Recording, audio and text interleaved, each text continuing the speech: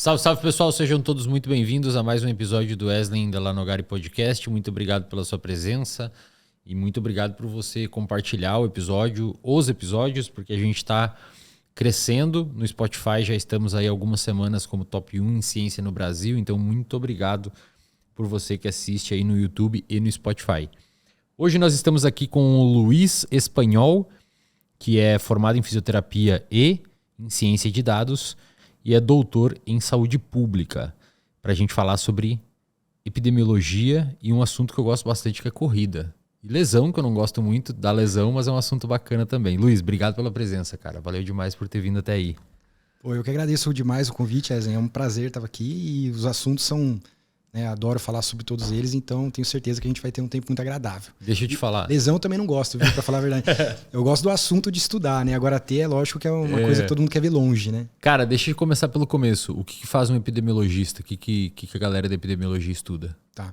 Olha, a epidemiologia ela é uma área que ela é como se fosse uma ferramenta da saúde pública, né? Então quem é formado em saúde pública ou quem trabalha com saúde pública usa as ferramentas da epidemiologia para poder fazer o seu trabalho. Então, basicamente, o que ela faz é implementar processos metodológicos para levantar, né, ou coletar dados e fazer as análises desses dados, né, para poder ter evidência suficiente para fomentar o tomador de decisão a tomar a melhor decisão baseada em evidências ou nesses dados. Então, basicamente, é isso que o epidemiologista faz. Quando a gente pensa num pesquisador que não trabalha em epidemiologia, você pode pensar que algumas coisas são muito parecidas, porque, de fato, a epidemiologia é uma profissão científica, né? O que difere a epidemiologia das outras áreas quando a gente entra dentro da ciência é que a epidemiologia está olhando para a população. Então a gente se preocupa muito mais com o que acontece no nível populacional do que no nível individual. Existe uma área específica dentro da epidemiologia que se preocupa com o individual, que a gente chama de epidemiologia clínica. Perfeito. Mas quando a gente fala da epidemiologia clássica, o que a gente está tentando entender são os movimentos, as influências ou os efeitos que acontecem a nível populacional. E essas evidências, elas são coletadas ou levantadas e se chega a essas conclusões com quais formas de desenhos e de organizações de estudo dentro da epidemiologia? Então, hoje, o que a gente tem de padrão ouro dentro da epidemiologia nos desenhos de estudo são o seguinte: se a gente olha para perguntas de pesquisa ou problemas na saúde pública que tentam entender a frequência de alguma condição de saúde num ponto do tempo, a gente tem os métodos que a gente chama de transversais, né? Os estudos transversais. Então, simplesmente, a gente vai lá e coleta o dado perguntando se aquela pessoa tem ou não a condição ou a exposição que pode estar relacionada àquela condição naquele ponto do tempo. Quando esse é o problema, a gente tem um processo chamado de transversal ou um estudo transversal. Só que existem problemas que, tanto na prática quanto na pesquisa, que são bastante relevantes e chamam bastante atenção, né?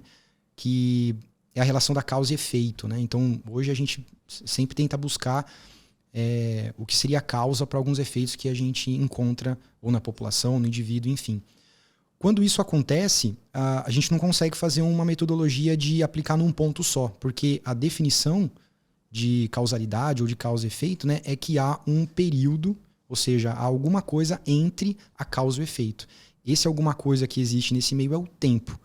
Então, obrigatoriamente, se alguém vai estudar alguma coisa que tem a ver com causa e efeito, seja para identificar fator de risco, por exemplo, ou seja, para poder identificar se uma intervenção funciona ou não, há necessidade de ter o tempo entre essas duas coisas, exposição ou causa e o efeito. Então, nesse caso, esse desenho, essa metodologia transversal não cabe. A gente precisa ir para os desenhos que a gente chama de longitudinais, né? Um estudo longitudinal é basicamente a repetição de duas medições. Então, imagina que eu vou a campo e eu quero saber, por exemplo, se você está lesionado ou não. Eu pergunto para você hoje se você está lesionado. Daqui um mês, eu pergunto para você de novo. No seu caso, pode ser que nessa semana, por exemplo, você não esteja. E você me fala, não estou lesionado, está tudo bem, está tudo tranquilo. Daqui um mês, quando eu te pergunto de novo, você fala, não, eu me lesionei. Então, alguma coisa aconteceu no meio desse tempo. E aí eu consigo analisar o que aconteceu nesse meio tempo. Nesse meio tempo, nessas perguntas, você encaixou outras coisas e tenta cruzar. Sim. Eu estou tentando simplificar aqui para explicar o desenho, mas é normalmente o que a gente faz.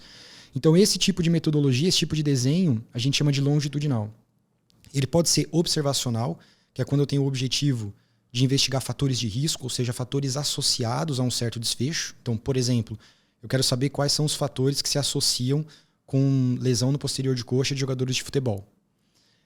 Então eu vou lá, pego jogadores de futebol que não tem lesão, começo a avaliar eles ao longo do tempo. E ao longo do tempo, alguns vão desenvolver e alguns não vão desenvolver. E junto com isso, eu vou coletando outras informações. Por exemplo, informações de treinamento, de estilo de vida, fatores psicológicos, fatores sociais, enfim. Ao final do período de acompanhamento que eu determinei, por exemplo, 1 ano ou uma temporada, o que eu faço é tentar fazer uma análise onde eu vejo se esses fatores que aconteceram no meio desse tempo, entre os indivíduos, todos os indivíduos que não tinham lesão foram acompanhados até eles terem ou não terem, porque pode acontecer as duas coisas. E aí a gente vê se esses fatores se associam com essas condições. Isso é o clássico do desenho longitudinal observacional para fator de risco. Agora, tem um tipo de desenho que também é longitudinal, que também interessa bastante, principalmente a área clínica, que são os estudos clínicos, né? Aí os estudos clínicos tentam isolar, o que eles fazem é tentar isolar uma causa específica. Então, ao invés de avaliar um monte de exposição, que a gente chama, ou de possíveis causas para um desfecho, a gente vai investigar uma só. Perfeito. E aí, para a gente isolar isso, a gente tem um outro desenho, que o que normalmente a gente faz é pegar 2 grupos, e esses grupos são escolhidos de maneira aleatória. Então, eu tenho uma população e eu vou sorteando pessoas para um grupo ou para outro. Em um grupo, eu vou ter essa exposição que eu quero investigar, em outro grupo, não há essa exposição. Acompanho eles ao longo do tempo e no final eu comparo esses 2 grupos quanto ao desfecho, por exemplo, risco de lesão, que é o desfecho de interesse aqui do exemplo, por exemplo, né? Então esses são os desenhos clássicos assim da área. E além do ensaio clínico, nesses outros desenhos que você falou, o observacional, longitudinal e o transversal, existe alguma capacidade forte da gente conseguir implicar causalidade? Porque o ensaio clínico a gente sabe que ele é o mais robusto, assim, porque isolou tudo e tal. Você sabe que a única coisa que provavelmente fez aquele efeito acontecer foi aquela intervenção. Os outros a gente consegue tirar uma causalidade dali? Perfeito, cara. Para responder essa pergunta, eu vou dividir em 2 partes. Por favor. Cara, e não tenha pressa aqui, tá tranquilo. A primeira parte é assim, ó. Então, eu vou repetir uma coisa que eu já disse, mas é para ficar claro aqui nesse contexto.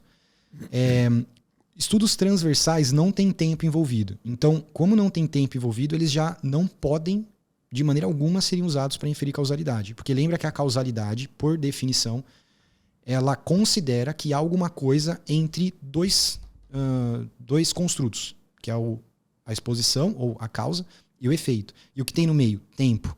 Como o estudo transversal ele só acontece num ponto no tempo, é uma pergunta e acabou, eu não tenho acompanhamento dos indivíduos, eu não tenho esse tempo. Então ele é inapropriado, inadequado, na verdade é impossível estudar ou inferir causalidade desse tipo de estudo. É máximo uma correlação. É máximo uma correlação, exatamente. E uma correlação ela infere que as coisas... Eu não sei quem aconteceu antes, né? Aquela coisa, quem nasceu antes, né? O ovo ou a galinha. No estudo transversal, eu não sei quem veio antes, eu só quero ver se eles estão correlacionados. Se eu puder me estender só um pouco para dar um exemplo nesse ponto... Cara, quanto você quiser, Luiz. E assim, profundidade que não é problema, cara. Se tá achar, pode mandar ver, velho. Eu vou trazer um exemplo, não é um exemplo da minha cabeça, eu li ele num livro, o livro chama The Book of Why, né? Para quem quiser, é um livro excelente para entender causalidade. E ele usa um exemplo muito bom para entender isso, que é o seguinte, fala assim, olha, se você tá, por exemplo, você vai viajar para um sítio ou para uma fazenda, né? E você tá dormindo, tá tudo fechado, tudo escuro e tal, e você ouve, você nem abriu o olho ainda, mas você ouve o galo cantar, provavelmente você vai pensar assim, amanheceu, certo? E aí você poderia pensar, se isso fosse uma coisa transversal e eu tentasse inferir causalidade, eu poderia dizer, bom, então quer dizer que o canto do pássaro causa ou faz com que o sol nasça. Exato. E a gente sabe que isso não é verdade, porque se eu matar aquele galo e aquele galo não vai cantar amanhã, o sol vai continuar nascendo da mesma maneira. Mas só a observação do galo cantar e eu inferir que o sol vai nascer pode me levar a essa associação espúria, vamos dizer assim, de dizer que um causa o outro. As associações, elas são importantes. Então, é legal eu ter uma ideia de um fator que me leva a entender se um desfecho está acontecendo ou não. Isso me ajuda em algumas situações, né? Por exemplo, eu não preciso levantar de manhã e abrir a janela só com o cantar do galo, eu sei que já está amanhecendo. Isso me ajuda a tomar algumas decisões e tá ok, mas não quer dizer que uma coisa vai causar a outra. Então, quando a gente fala de causalidade, a gente tira tudo isso do jogo. Não quer dizer que estudo... Fique bem claro, não quer dizer que estudo transversal é ruim. Perfeito. Existem perguntas de pesquisa onde o estudo transversal é padrão ouro. Por exemplo, estudos de prevalência. Então, se eu quero saber se uma doença, uma condição de saúde, enfim, é muito prevalente ou não numa população, O estudo indicado é o estudo transversal através de uma medida que a gente chama de prevalência pontual, que é a melhor medida de prevalência que existe. Existem prevalências de período, etc. Mas a melhor medida de prevalência, para eu entender o que a gente chama em inglês de burden, e a melhor tradução para o português brasileiro seria impacto de uma condição de saúde na população, seria investigar a prevalência pontual. Por que é dentro do ano não é melhor que essa? Porque, bom, se você pegar uma doença que não é rara, então vamos supor que ela tem uma prevalência pontual de aproximadamente 20%. Vamos pegar a depressão. Depressão tem uma prevalência pontual de 8%. De 8%. A gente sabe. E quando você vai ver aqueles estudos dentro de um ano, fica em torno de 10%. Então, e aí o que acontece? Se a pessoa fica prevalente por um longo tempo, que eu acho que é o que acontece com a prevenção, com a depressão, desculpa, em um ano você vai ter uma taxa de, sei lá, 60%, 70%. Ah, entendi. Entendeu? Então ela não te mostra, Saquei. a prevalência pontual te mostra o impacto que aquela condição de saúde está tendo naquele ponto do tempo, e não acumulado. Porque senão você vai falar assim, qual que é a prevalência de morte ao longo da história? 100%, porque todo mundo vai morrer. Isso não ajuda muito a gente a entender o impacto naquele ponto do tempo. Então, quando a gente quer ver alguma coisa acontecendo ao longo do tempo, a gente normalmente mistura duas coisas, prevalência e incidência. Porque, veja, a incidência são os casos novos, então eles vão surgindo, e a prevalência ela me diz alguma coisa sobre os casos novos mais existentes. Só que se é uma condição que sara, né, ou que melhora muito rápido, então tudo bem, porque a incidência e a prevalência vão ser muito parecidas.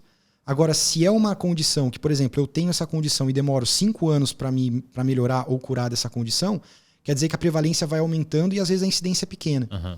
Então veja que entender o impacto na população é uma mistura dessas duas. O estudo é uma mistura das duas, então as duas são importantes. Então o estudo transversal, ele inclusive tem um apelido, estudos de prevalência. Por quê? Porque ele é o padrão ouro para avaliar a prevalência. Perfeito. Então, entendendo que existe o ir para cada ponto, vamos dizer assim, ou seja, que o estudo transversal ele é bom para a pergunta específica que ele consegue responder. Agora a gente volta para falar um pouco da causalidade para entender quando ele não é adequado. Ele não é adequado, ou seja, é impossível inferir causalidade nesse tipo de estudo. Então, como que eu faço? Eu tenho que ter aquele modelinho básico que eu tenho que ter o tempo entre o que eu acredito que seja a causa e o meu efeito. Então, eu preciso de um estudo longitudinal. Aí agora eu vou dar um pulo porque eu vou fazer de trás para frente. Uhum. Você está corretíssimo. O ideal seria eu ter um estudo controlado aleatorizado, que é o melhor tipo de estudo de desenho clínico que existe, né? Então, quando eu falo estudo controlado aleatorizado, ele é um estudo clínico. Mas como ele é aleatorizado, ele tem essa característica de aleatorização para decidir quem vai para cada grupo, ele seria o melhor nessa categoria. O problema é o seguinte, hoje, a maioria dos problemas, melhor dizendo, vamos voltar na história. Se a gente fosse pensar há 1 século, 2 séculos atrás, o que mais matava as pessoas eram doenças infecciosas. E por vezes essas doenças infecciosas tinham um agente, e esse um agente é que causava a doença, etc. E se eu descobrisse ele, eu combatia ele e eu conseguia prevenir a doença. Nesse tipo de contexto, talvez o estudo controlado aleatorizado funcionasse bem, porque é uma causa só para esse desfecho. Então, lembra que eu falei que o estudo controlado aleatorizado ele investiga apenas uma causa. Beleza, talvez eu demorasse um pouco para chegar nela, mas eu chegando eu resolvo. Ele é um tiro de sniper, assim. Digamos. Por aí. Agora, qual é o problema dos tipos de problema de saúde que nós temos hoje? Hoje, o que mais mata no mundo não são mais as doenças infecciosas. Hoje, o que mais mata no mundo são as doenças que a gente chama de não comunicáveis, né? Doenças cardiovasculares, a própria depressão está, né, ganhando muito espaço nesse ramo de morbidade, né, e tudo mais. E esses problemas são multifatoriais. Então, por vezes, eles têm algum componente genético ou hereditário, mas eles têm um componente de estilo de vida muito grande. E estilo de vida é estilo de vida. Tem milhares de fatores que, independente, ou às vezes não só independente, né, interagindo com outros, acabam gerando uma certa característica ou contexto que faz com que uma pessoa seja mais ou menos predisponente àquele problema. E aí que está o ponto. Como é que eu vou fazer um estudo controlado aleatorizado para investigar a causa disso? Porque fatores de risco para isso. Porque aí eu precisaria ter um estudo para cada fator, mas lembra que às vezes cada fator isolado não é o que causa, é a interação entre eles. Mas os estudos não se conversam, né? Exato. Exato, eles não se conversam porque um estudo controlado aleatorizado ele faz o seguinte, eu isolo um fator. Isso. Então os outros eu tirei da minha visão. A ideia é ser bem impermeável mesmo. Exatamente. Então, esse tipo seria o ideal. Mas como ele não é aplicável, é quase que impossível fazer isso para os problemas que a gente tem hoje, que são multifatoriais, a gente abre mão do que seria esse ideal, mas é um ideal, sabe, utópico. Quer dizer, seria o ideal, mas a gente não consegue chegar lá. E a gente abre mão disso para poder vir para um segundo desenho, que é o estudo observacional, que a gente chama de observacional prospectivo ou estudo de coorte prospectivo. Tem vários nomes, mas enfim, a ideia é ter um estudo longitudinal observacional, onde o que eu vou fazer? Eu vou pegar pessoas no início do estudo que não têm o desfecho, por exemplo, lesão ou depressão, vou acompanhar elas ao longo do tempo suficiente onde a plausibilidade de acontecer o evento é ok. Porque vamos supor que se acompanha por uma semana para ver depressão, talvez não é adequado. Então o tempo tem que ser adequado à condição de saúde. E aí, como eu disse, lá no início, né, nesse meio tempo, a gente vai avaliando dos sujeitos vários fatores, de estilo de vida, até fatores que podem ser laboratoriais, com exames genéticos, etc. Né? E aí, ao final do estudo, a gente consegue fazer essa análise multivariável para identificar se um fator, ou a soma de fatores, ou a junção, ou a interação de fatores podem estar associadas com o surgimento, e agora eu posso dizer o surgimento, porque no início ninguém tinha, Sim. E eu sei que no final alguns desenvolveram, né? Com o surgimento dessa condição. Aí você me fala, mas isso não pode ser enviesado por alguns fatores que a aleatorização do estudo controlado aleatorizado controlaria? Pode. Mas a gente abre mão desse viés para poder fazer com que o estudo aconteça, porque senão ele não acontece. Perfeito. Porque o estudo controlado aleatorizado não consegue simplesmente pegar todos esses fatores, isolar no mesmo estudo e estudar eles isolando e não isolando ao mesmo tempo. Ou eu isolo ou eu não isolo. E nesse caso aí poderia, por exemplo, o grupo de pesquisa colocar algum tipo de intervenção no meio para avaliar? Se coloca ou não coloca? Então, se coloca intervenção, ele deixa de ser observacional e passa a ser um estudo clínico. Então, mas aí pode existir nesse formato aí, igualzinho, só que adiciona uma intervenção. Pode. A única diferença é que a pessoa que está desenhando isso, né, que está delineando essa metodologia, esse processo, tem que lembrar que a gente saiu do mundo da observação e entrou no mundo da intervenção. Então, a observação ela também tem as suas vantagens. Qual que é a vantagem? Ela é mundo real. Então, a observação eu vejo o que está acontecendo no mundo real, mensuro e analiso. Uma intervenção não necessariamente é mundo real, porque como pesquisador, estou intervindo, a pergunta ao final do estudo é: eu intervi nesses pacientes, e agora no mundo real? Quem fizer com a intervenção que veio de outra pessoa ou de outro grupo, né? Será que o efeito vai ser o mesmo? Perfeito. Então é legal discutir sobre isso, porque ciência e epidemiologia também não tem muito certo e errado. Na verdade, você sempre toma uma decisão e toda decisão é uma renúncia. Uhum. Né? Então, sempre vai ter uma consequência frente a essa decisão que você tomou.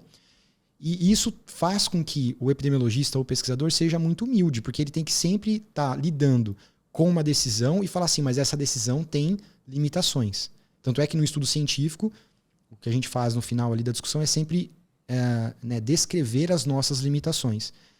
E às vezes o pessoal fala assim, peguei um estudo para ler, onde os autores escreveram as limitações ali, e talvez eu não confie muito nesse estudo. Na verdade, o contrário. Imagina, é melhor ainda, exatamente. Se o próprio pesquisador ou o grupo de pesquisa já colocou ali quais são as limitações, olha a honestidade ou a sinceridade desse tipo de abordagem, né? Então, uma das coisas que me encanta na ciência ou na pesquisa assim, é essa humildade de entender que nada é perfeito. A gente faz o melhor que a gente pode, mas perfeito... Recentemente eu estava lendo um livro de um médico americano chamado Peter Attia. Ele escreveu um livro chamado Outlive, que ele explica lá uma série de estudos. Ele trabalha com longevidade e aí acaba tendo bastante estudos de follow-up e tal. E ele estava falando bastante sobre VO2 máximo. A gente já vai entrar na sua área aí, mas ainda ventilando essa parte, porque a galera da epidemiologia manja pra caramba de desenho de estudo, aí é bacana conversar sobre isso. E ele citou alguns estudos sobre VO2, mostrando que, nesse estilo aí, estudos, no caso retrospectivo, acho que eles pegavam dados já e tal das análises, e eles dividiram a galera daquele grupo em pessoas de VO2 de elite, VO2 acima da média, na média, abaixo da média, e um VO2 muito pobre, né, que eles chamam lá, bem abaixo da média. E eles, durante o acompanhamento, eles perceberam que a galera, quanto maior era o VO2 do pessoal, menos morria a galera naquele grupo. E aí ele fez um monte de ressalva desses paper aí, E ele colocou alguns critérios interessantes. Eu não lembro o nome do pesquisador que estabeleceu esses critérios. Acho que foi algum epidemiologista. Talvez eu vá falar os critérios que tu lembre. Mas ele falou assim, bom, para a gente bater o martelo que VO2 causa um aumento de longevidade ou uma redução na mortalidade, que de fato é via VO2 e nenhum outro tipo de variável, a gente precisaria de um ensaio clínico randomizado e os caramba lá, tudo bonitinho. Mas ele botou algumas ressalvas, cara. Primeiro, ele falou assim, todos esses estudos, embora não sejam um ensaio clínico, todos esses estudos, eles chegam em conclusões parecidas. Esse foi o primeiro item, que o VO2... E era realmente bem grande a diferença entre mortalidade no grupo elite e do grupo pobre, em VO2. Então esse foi o primeiro item, todos chegam na mesma conclusão. O tamanho de efeito é muito grande.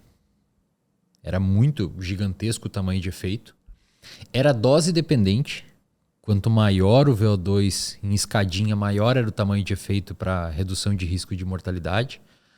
Existe uma plausibilidade biológica gigantesca por trás disso, porque as doenças que mais matam envolvem sedentarismo e piora e problema cardiovascular. E praticamente todos os estudos na área indicam benefício do exercício físico. Então, no final, ele coloca assim, embora não seja um ensaio clínico randomizado, não há como desconfiar de que muito provavelmente o aumento de VO2 cause de fato um aumento de sobrevida, né? Então é bacana isso para a galera entender que quando você falou ali, pô, tem as limitações e tal, muito provavelmente em todos os estudos seus e da galera, esse grupo de limitações é colocado ali, o cara não vai tirar umas conclusões da forma que ele bem achar em cima daqueles dados, né? Então, isso é bem legal. Dentro da sua área de pesquisa, Luiz, o que você trabalha com esses? Qual tipo de desenho você mais utiliza? Como é que é? Tá, eu posso fazer um comentário claro, sobre o que você colocou? Cara, perfeito o que você colocou. E eu acho que esses critérios que você estava nomeando são os tais dos critérios de Hill. Isso aí mesmo, cara. Isso aí. E é interessante porque você tem toda a razão. Então, existem coisas que não dá pra gente pesquisar da maneira ideal. E a gente tem que entender isso. E se não dá pra pesquisar da ideal, o que a gente vai fazer? A gente vai falar, não dá e cruzar o braço? Não dá, cara. A população tá lá, precisa ser ajudada e a gente precisa fazer alguma coisa. Então, a ideia é que a gente faça a melhor evidência possível. A melhor evidência possível, por vezes, na verdade, sempre, não é a ideal. Mas é a melhor que a gente consegue naquele ponto do tempo. E é por isso que a ciência ela é mutável. Porque conforme o tempo passa, a gente vai trazendo novas tecnologias e às vezes o que é impossível hoje, amanhã é possível. Sim. E aí a gente atualiza esse conhecimento. Antes de você ir para a pergunta, aproveitando. A gente tem na área da psicoterapia um problema. Eu já falei com o Léo Costa quando veio aqui, falei com todo mundo que trabalha na área de pesquisa em epidemiologia, já falei sobre isso também. Um dos grandes problemas, cara, na área da psicoterapia e nos ensaios clínicos, a gente tem muitos ensaios clínicos extremamente robustos, mostrando os efeitos das psicoterapias cognitivas comportamentais em diversos transtornos.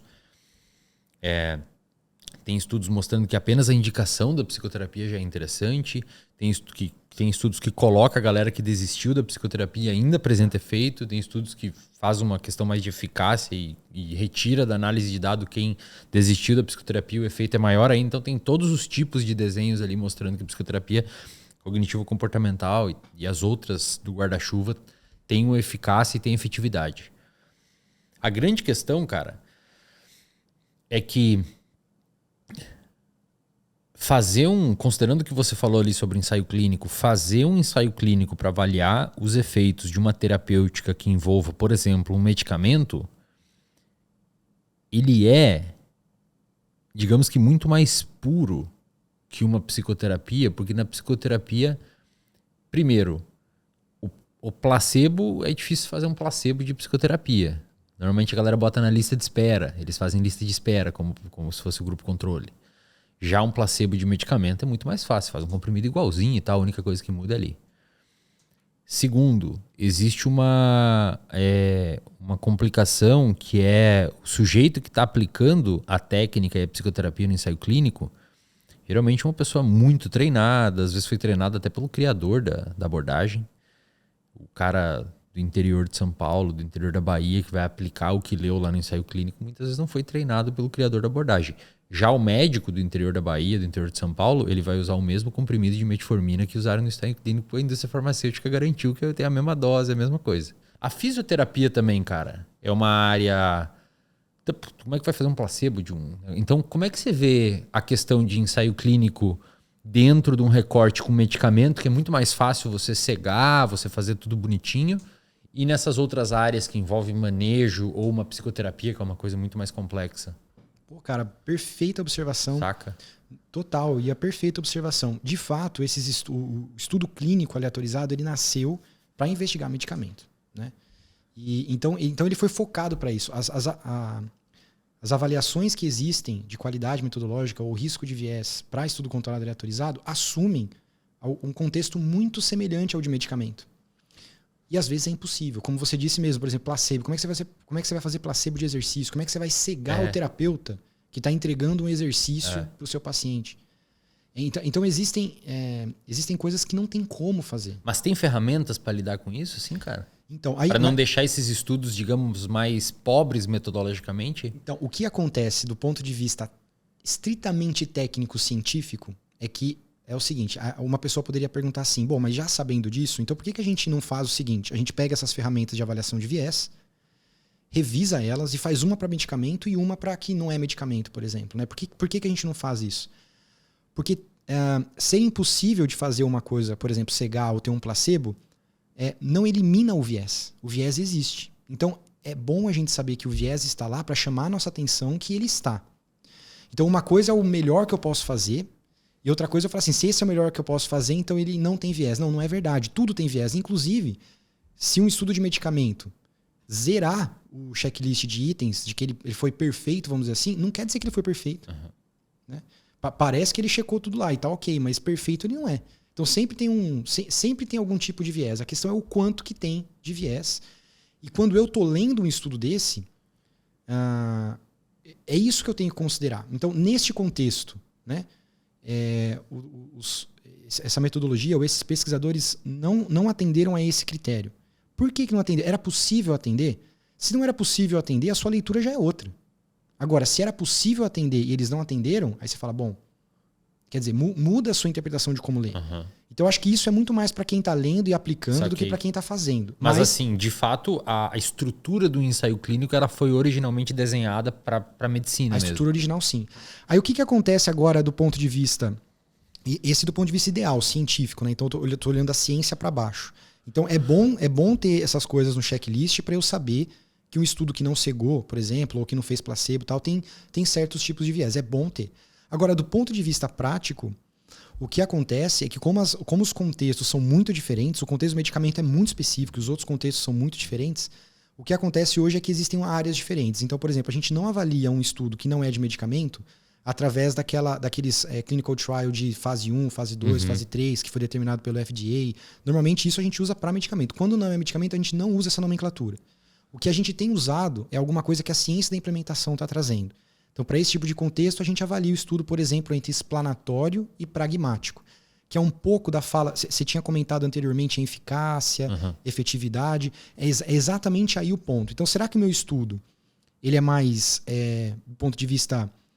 Tenta imitar a prática, então eu estou mais para um estudo de efetividade, um estudo pragmático, ou será que é um estudo que tentou controlar o máximo possível todos os vieses, controlou tanto que é quase um estudo de laboratório? Isso. Né? Que é útil também, né? Totalmente Se você quer útil. ver, por exemplo, o efeito específico de um sintoma da depressão, se você tratar só aquele sintoma com uma técnica muito específica, talvez o estudo para o clínico, lá na clínica dele, não vai interessar muito, porque o paciente, primeiro, nunca vai existir aquele paciente com aquele sintoma, aí os caras excluem todo mundo com um monte de critério que na clínica não existe esse paciente sem aqueles critérios de exclusão, mas é útil para você eventualmente criar um alvo, delimitar melhor a doença. Não, total. Então, se a gente for pensar na utilidade desse processo, então veja, se eu não tiver uma hipótese, eu não sei o que estudar. Né? E normalmente quem levanta as hipóteses são os estudos observacionais, o que a gente estava conversando no início, sobre os estudos transversais, os estudos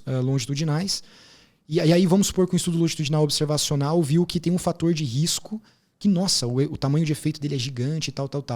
Aí uma pessoa, que nem o VO2 que você estava explicando nesses estudos, aí uma pessoa falaria assim, indo até usando o seu exemplo, será que não seria interessante isolar esse fator de risco então para a gente ver se ele não é um fator causal? Então agora, olha a terminologia. Ver se esse fator de risco não é um fator causal e a gente vai para o contexto do trial né? E aí, no contexto do trial, com essa hipótese, então olha a importância desses outros estudos, levantar essa hipótese. Agora que eu tenho essa hipótese de mecanismo, eu vou investigar, eu vou testar ela. Só que na hora de testar, o que eu vou fazer? Eu vou sair fazendo isso para a população inteira já? Cara, isso às vezes uma intervenção pode fazer mal e eu não sei. Então seria até antiético aplicar isso para uma população inteira num desenho de estudo que a gente chama de pragmático, né? Para fazer um estudo populacional grande e tal. Então o que eu faço primeiro? Eu faço um teste, né? É um teste do teste, entendeu? Então como que eu faço isso? Eu controlo tudo direitinho, observando bastante os pacientes, pego as pessoas bem que teriam a maior probabilidade de melhorar, inclusive, se receberem aquela intervenção, porque eu quero fazer uma coisa que chama prova de conceito. Então eu não estou preocupado agora se quando eu jogar isso para a população, o efeito vai elicitar, o efeito vai acontecer. Eu estou preocupado agora em ver a prova de conceito da minha teoria. Porque se a prova de conceito da minha teoria, num estudo super controlado, não acontecer, eu nem vou para o populacional para gastar uma grana. E a prova de conceito também busca ver o malefício? Vê. Também busca ver o malefício, sim. O principal de uma prova de conceito é ver eficácia, né? Mas a gente vê junto com eles os malefícios, o efeito colateral também. No estudo de efetividade, por vezes também, mas no de eficácia ele é crucial. É como se fosse o ensaio clínico do tipo 1, 2, de quando a gente fala de medicamento. Então a gente faz esse estudo. Então, o que quer dizer um estudo super controlado? Então imagina que eu tenho uma intervenção que é baseada em exercício, e eu tenho então aí eu falo assim, bom, se ela é baseada em exercício, eu vou pegar pessoas que não fazem exercício, porque eu sei que se ela começar a fazer exercício, a chance dela ter o benefício é maior. Se eu jogar isso para o mundão, provavelmente tem pessoas que já fazem que podem receber, mas no meu estudo aqui, eu estou pegando essas pessoas. Por quê?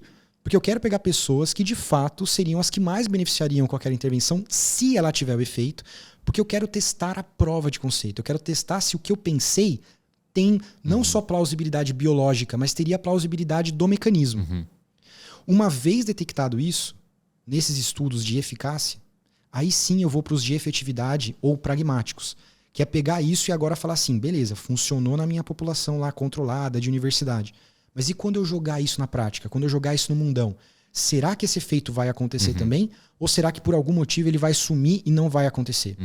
Aí eu vou para esse outro estudo que ele é menos controlado que esse. Olha só que loucura. Ele é menos. Qual que é a diferença só para... Porque agora, por exemplo, em vez de pegar os caras que têm a maior probabilidade de melhorar, é mundo real, cara. Então eu vou jogar essa intervenção, por exemplo, lá numa UBS, e quem aparecer que foi elegível para pegar a intervenção, vai pegar. Seja ele com uma gravidade da condição baixa ou alta, seja a idade que ele tiver, enfim.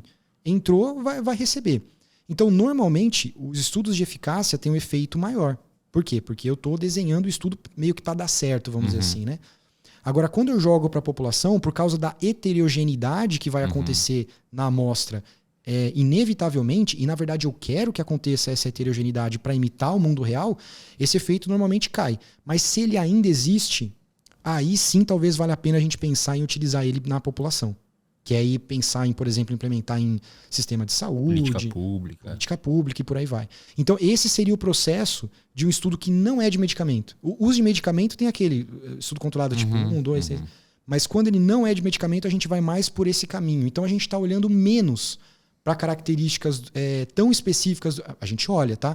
Mas a gente olha mais para o processo e não tanto para características intrínsecas do trial, como cegamento, placebo, porque por vezes, mesmo no de eficácia, alguns desses pontos são impossíveis. Como alguns exemplos que você usou. Exercício, por exemplo, não tem como eu cegar o terapeuta ou o paciente, né? Eu tô recebendo um exercício, eu tô fazendo o exercício. Sim. Como é que eu vou estar cego pro exercício que eu tô fazendo? Anestesiar o braço. Não dá, né?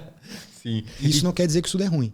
Seria o equivalente, assim, só pra galera entender que no estudo de eficácia e de prova de conceito, você que tá tentando investigar o efeito de uma dieta, por exemplo, no emagrecimento, e você coloca só pessoas com obesidade, que é muito mais fácil você, qualquer intervenção específica ali, diminuir peso, mas quando você joga aquilo para a população que pega atleta amador, pega pessoas obesas e tal, aquilo ali pode sumir, logo não é uma coisa que poderia ser levada adiante, porque no mundo real não faz tanto sentido. Perfeito. Seria mais ou menos isso. Seria exatamente isso. Você citou o termo ciência da implementação. Isso é uma área que está surgindo, acho que não sei se já está aqui no Brasil, não sei se muita gente ouviu falar disso, mas fala um pouco mais pra gente sobre o que é a ciência da implementação. Falo sim. A ciência da implementação como área é nova. As ferramentas da ciência da implementação não são novas. Eu já vou explicar o porquê. mas como área, como foco de atenção, ela é nova. E, na verdade, ela faz parte de um contínuo histórico. Lembra que eu falei no começo da nossa fala que existia a epidemiologia clássica e aí a epidemiologia clínica? Então, o que aconteceu para existir essa separação, né? Ou essa definição de área dentro da epidemiologia? Começou-se a observar que as análises populacionais, às vezes, não funcionavam para grupos específicos de pessoas. Então, começou-se a criar ferramentas para falar, bom, a gente precisa estudar um foco mais clínico dentro da pessoa, para entender o que está acontecendo na pessoa, ao invés de população. E aí nasceu essa ideia da epidemiologia clínica, com a ideia de tentar melhorar ou otimizar o efeito observado na prática. Agora, o interessante é que depois isso foi instituído em 1968, essa terminologia. É bem antiga. 38, né? Perdão, 1938. Nossa, bem antiga mesmo. A partir de 38, os efeitos observados na prática não melhoraram tanto, apesar dessa iniciativa. Aí o que aconteceu em 92? Em 92, um grupo de médicos se juntou e falou assim, cara, aquele effort, né, aquela tentativa lá atrás, não está trazendo muito resultado na prática. A gente precisa se mover, a gente precisa fazer alguma coisa.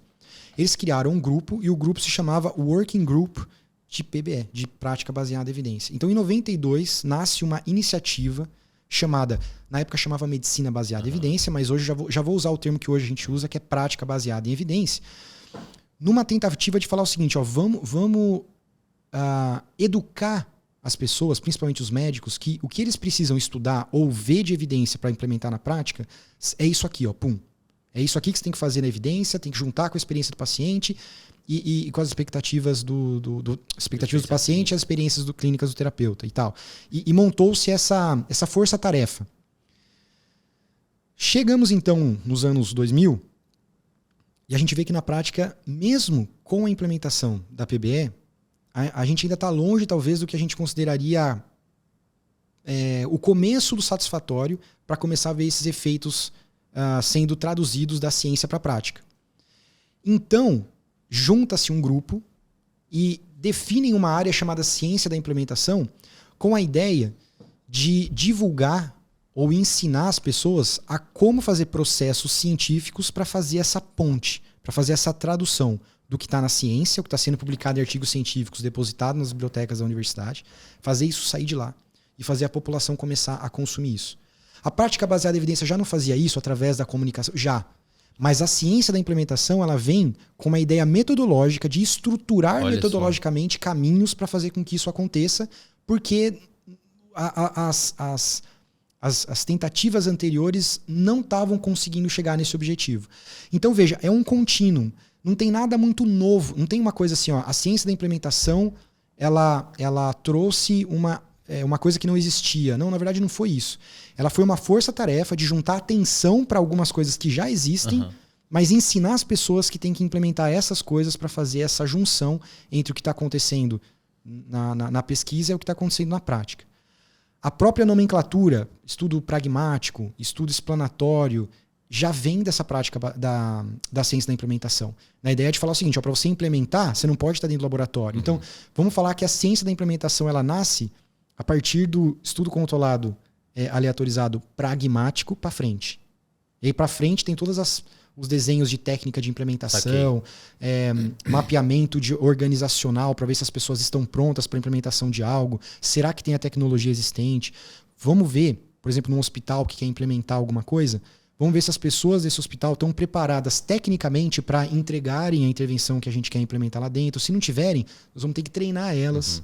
Então veja que todo esse mecanismo, que parece óbvio porque a gente está conversando aqui, na prática não é. O que eu ia falar, é que aparentemente, tal qual a MBE e depois PBE, né, Medicina Baseada em Evidência, e hoje Prática Baseada em Evidência, surgiu de uma demanda onde a galera começou a olhar assim e falou, bom, pelo jeito não é tão óbvio assim que a medicina deveria ser baseada em evidência.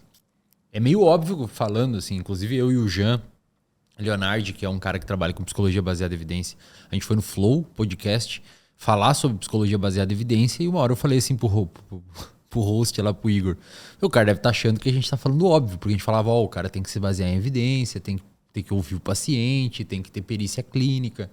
Aí o apresentador falava, tá, mano, não era para ser assim já?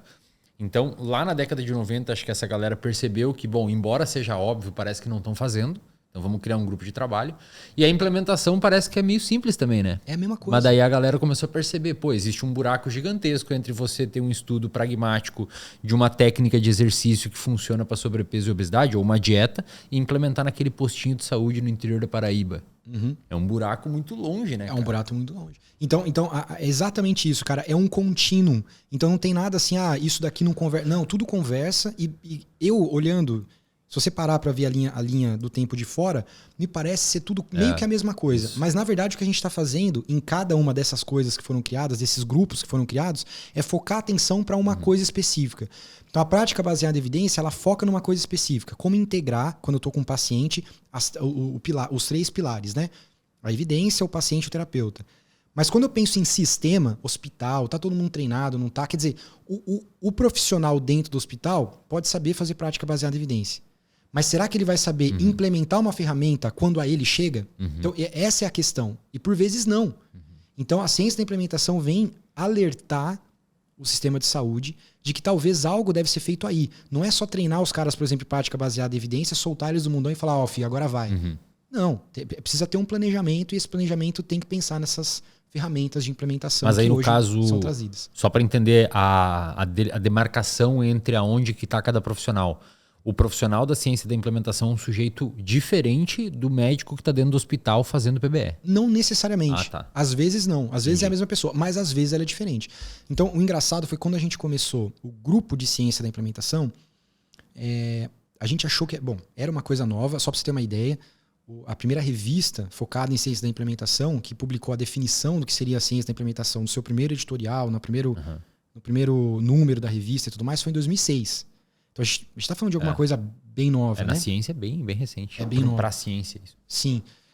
Agora, quando a gente fala de saúde pública, na prática já existiam pessoas que faziam isso. Olha que engraçado. Só que não do ponto de vista científico.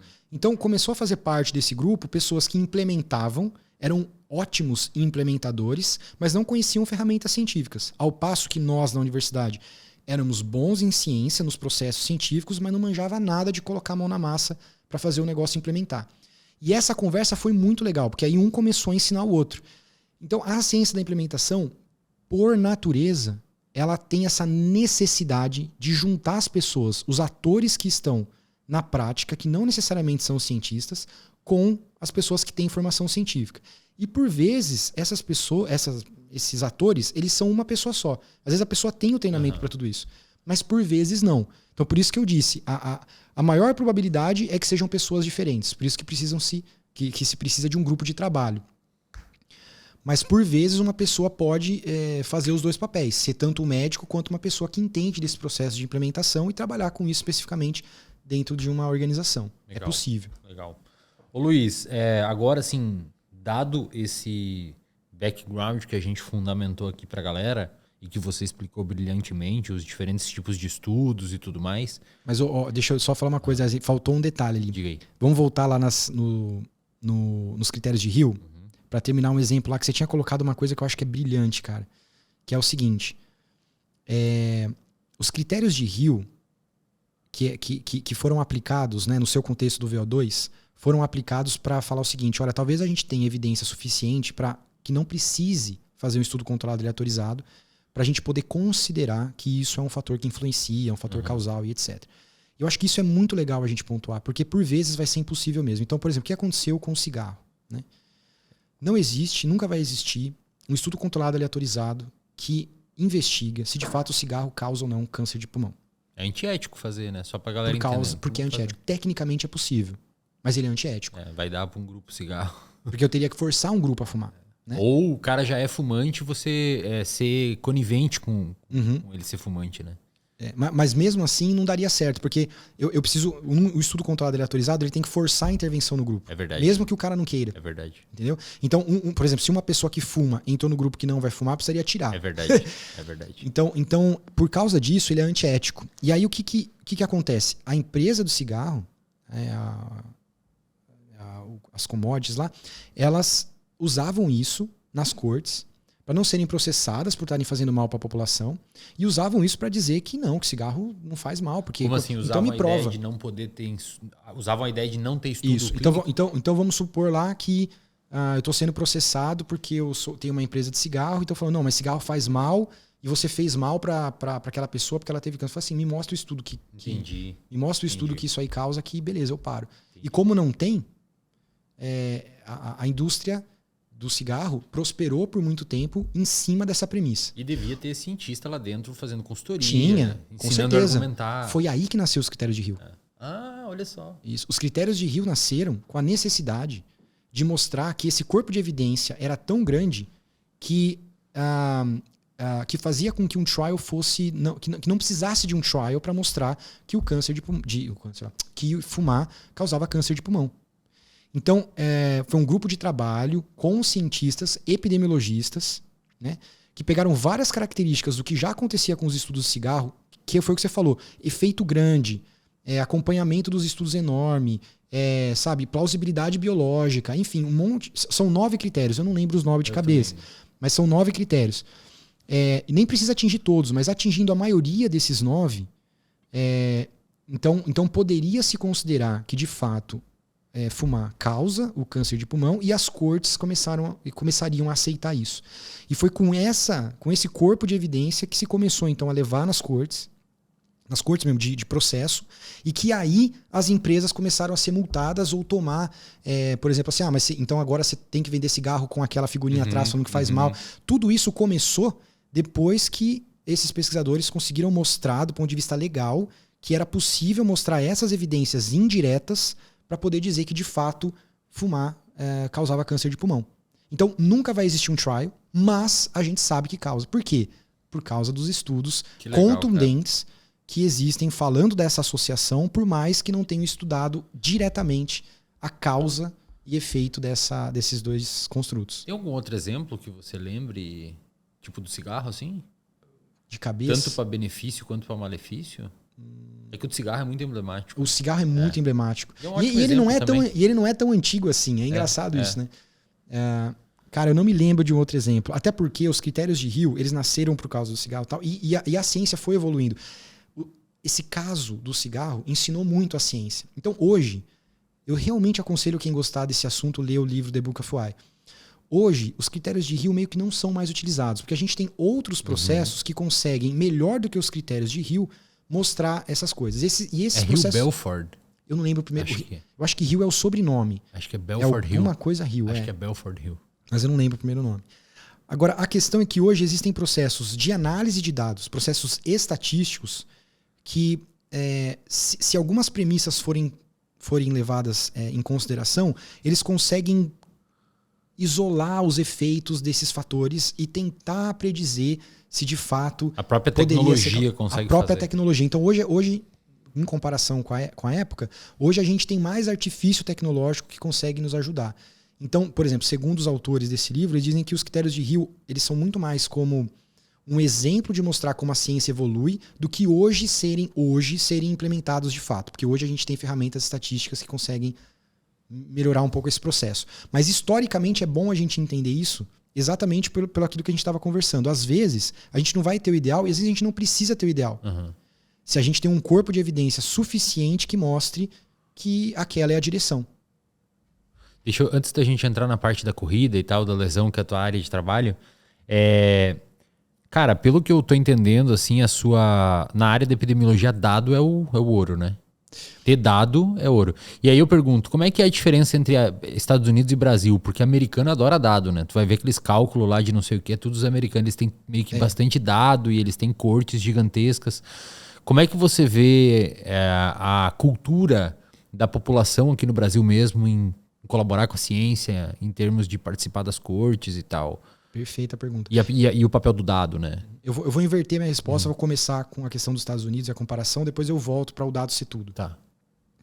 Cara, verdade. Existem culturas que são data-driven, né? Que, por exemplo, Estados Unidos, Europa, esses caras, a cultura deles é olhar para o dado com uma cara diferente. O Brasil não tem muito essa cultura. E é cultural mesmo. Não é, mas é coisa de crença tal. Não, é cultural, cara. E E aí o que acontece é que lá fora tudo é controlado, tudo tem dado, então é fácil ter o dado em mãos, né? Sistemas, em termos de sistema mesmo, né? Em termos de sistema. Aqui no Brasil, a gente não tem muito essa característica de juntar sistema. Putz, cada um tem o seu. Que nem eu vou fazer alguma análise, alguma coisa, a gente abre o próprio Excel e faz coisa lá, em vez de buscar o dado no banco, né? É um pouco disso. Então, o que aconteceu para levar a gente a entender que dado é ouro? Que quando... isso aconteceu nos Estados Unidos e Europa também, enfim, mas voltando o nosso olhar para o Brasil. Quando algumas empresas ou instituições ou universidades no Brasil começaram a ter mais dado, eles começaram a ter mais informação e começaram a acertar mais nas suas tomadas de decisão. Isso deu a impressão que o dado é ouro. Tanto é que surgiu tem um monte de frase, assim, tipo meme mesmo, sabe? Do tipo, não venha com a sua opinião, me mostre o dado e por aí vai, tentando mostrar essa característica da importância dos dados. Tanto é que há pouquíssimo, olha, 5 anos para trás, toda a health tech que surgia era uma health tech que era voltada para dado. Mas olha o que está acontecendo. Hoje está acontecendo que Estados Unidos, Europa, Brasil, hoje a gente tem um monte de dado. Aí você pode falar, mas será que tem qualidade? Bom, vamos deixar a questão da qualidade para daqui a pouco, mas vamos pensar só na questão do dado. Hoje tem um monte de dado, mas a gente não está conseguindo melhorar as tomadas de decisão. Então, na minha humilde opinião, ela não é só minha, mas eu nunca ouvi assim explicitamente alguém dizer isso para eu citar. Eu digo que não é só minha porque ela é baseada nos estudos que eu vejo as pessoas falando, mas na verdade o dado sozinho não é nada. Eu arrisco a dizer isso. Vou arriscar a dizer aqui. Talvez pode ser até pior, dependendo do quanto tu... Com perdão até de estar sendo leviano, mas o que eu tô querendo, a mensagem que eu tô querendo deixar aqui é que é o seguinte: ter o dado não significa ouro e poder. O que você faz com o dado é o que importa, né? A gente sai do nível do dado e entra no nível da informação mesmo, que é olhar para esse dado e como ele interage, etc. Né? E isso, ele exige algo de inteligência. Mas é artificial, não é artificial. A gente pode deixar essa discussão para um segundo momento também, mas exige uma questão de inteligência. Então, um dado sem um processamento mínimo de inteligência, ele não serve para nada. Ele vai ser lixo. Ele vai ser alguma coisa que você tem ali que vai ser jogado fora. Então ele necessita dessa inteligência. E por vezes, pouco dado com muita inteligência já resolve. Quem nos mostrou isso foi Thomas Bayes, através da estatística bayesiana. Então, com poucos dados mais contínuos, por exemplo, conseguiu-se chegar a análises bayesianas que superavam as análises frequentistas que tinham muitos dados, big data e por aí vai. Só explica pra galera o que é a estatística bayesiana, ela parte da premissa que o conhecimento é cumulativo. Então, em vez de você ter um banco de dados e fazer uma análise, na verdade você parte de uma perspectiva histórica. Então eu tenho alguns dados que me mostraram alguma coisa. Eu pego essa informação e junto com os novos dados coletados. Na hora que eu faço essa junção, eu tenho um terceiro desfecho. Né? Eu tinha uma coisa que a gente chama, dentro da estatística, prior, que é o que vem antes. Eu tenho o likelihood, que é o dado daquele momento. E a hora que eu junto, eu tenho o posterior, que é o meu conhecimento a posteriori de alguma coisa. E o interessante é que essa ideia estatística, ela na verdade não nasceu na estatística. Né? Se a gente for falar de linguagem ou educação, por exemplo, assim, quem aprende mais? Um aluno que chegou já com uma bagagem muito boa na universidade, ou um aluno que tem defasagem na educação? Lógico que um aluno que chega melhor preparado vai aprender mais, vai evoluir mais. Por quê? Porque ele tem um maior prior. Né? Ele tem coisas no passado prepararam ele melhor, e se prepararam ele melhor, a mesma educação que esses dois vão receber, para a pessoa que atrás já teve um bom preparo, vai fazer ela voar. Então o posterior dela... O conhecimento posterior dela vai voar. Ao passo que essa pessoa que tem um prior menor, com a mesma educação... O mesmo tamanho de informação. Tamanho de informação, ela não vai voar tanto. Né? Então, quando a gente pensa nisso, a gente começa a ver que, na verdade, o processo, a inteligência do processo, ela talvez seja até mais importante do que o próprio dado. Né? Porque, por vezes, inclusive, esse processo ensina que eu posso ter um dado errado. Ele corrige. Se eu tenho um prior gigante e eu recebo uma informação agora que está errada, muitas vezes o meu prior corrige a informação errada que eu tenho hoje do dado. E nenhum dado é perfeito do ponto de vista de qualidade. Eu posso ter um dado de muita qualidade e um de pouca qualidade, mas mesmo esse de muita qualidade, perfeito ele não é. Falar de perfeição hoje em dia, acho que todo mundo já entendeu que não existe. Né? Então pensar nesse processo é importante. E aí, mais uma vez, né? Quando a gente reflete sobre tudo isso, a gente acaba chegando à conclusão que não é o dado o ouro. O ouro é a inteligência por trás dele. E como é que você acha que está hoje essa...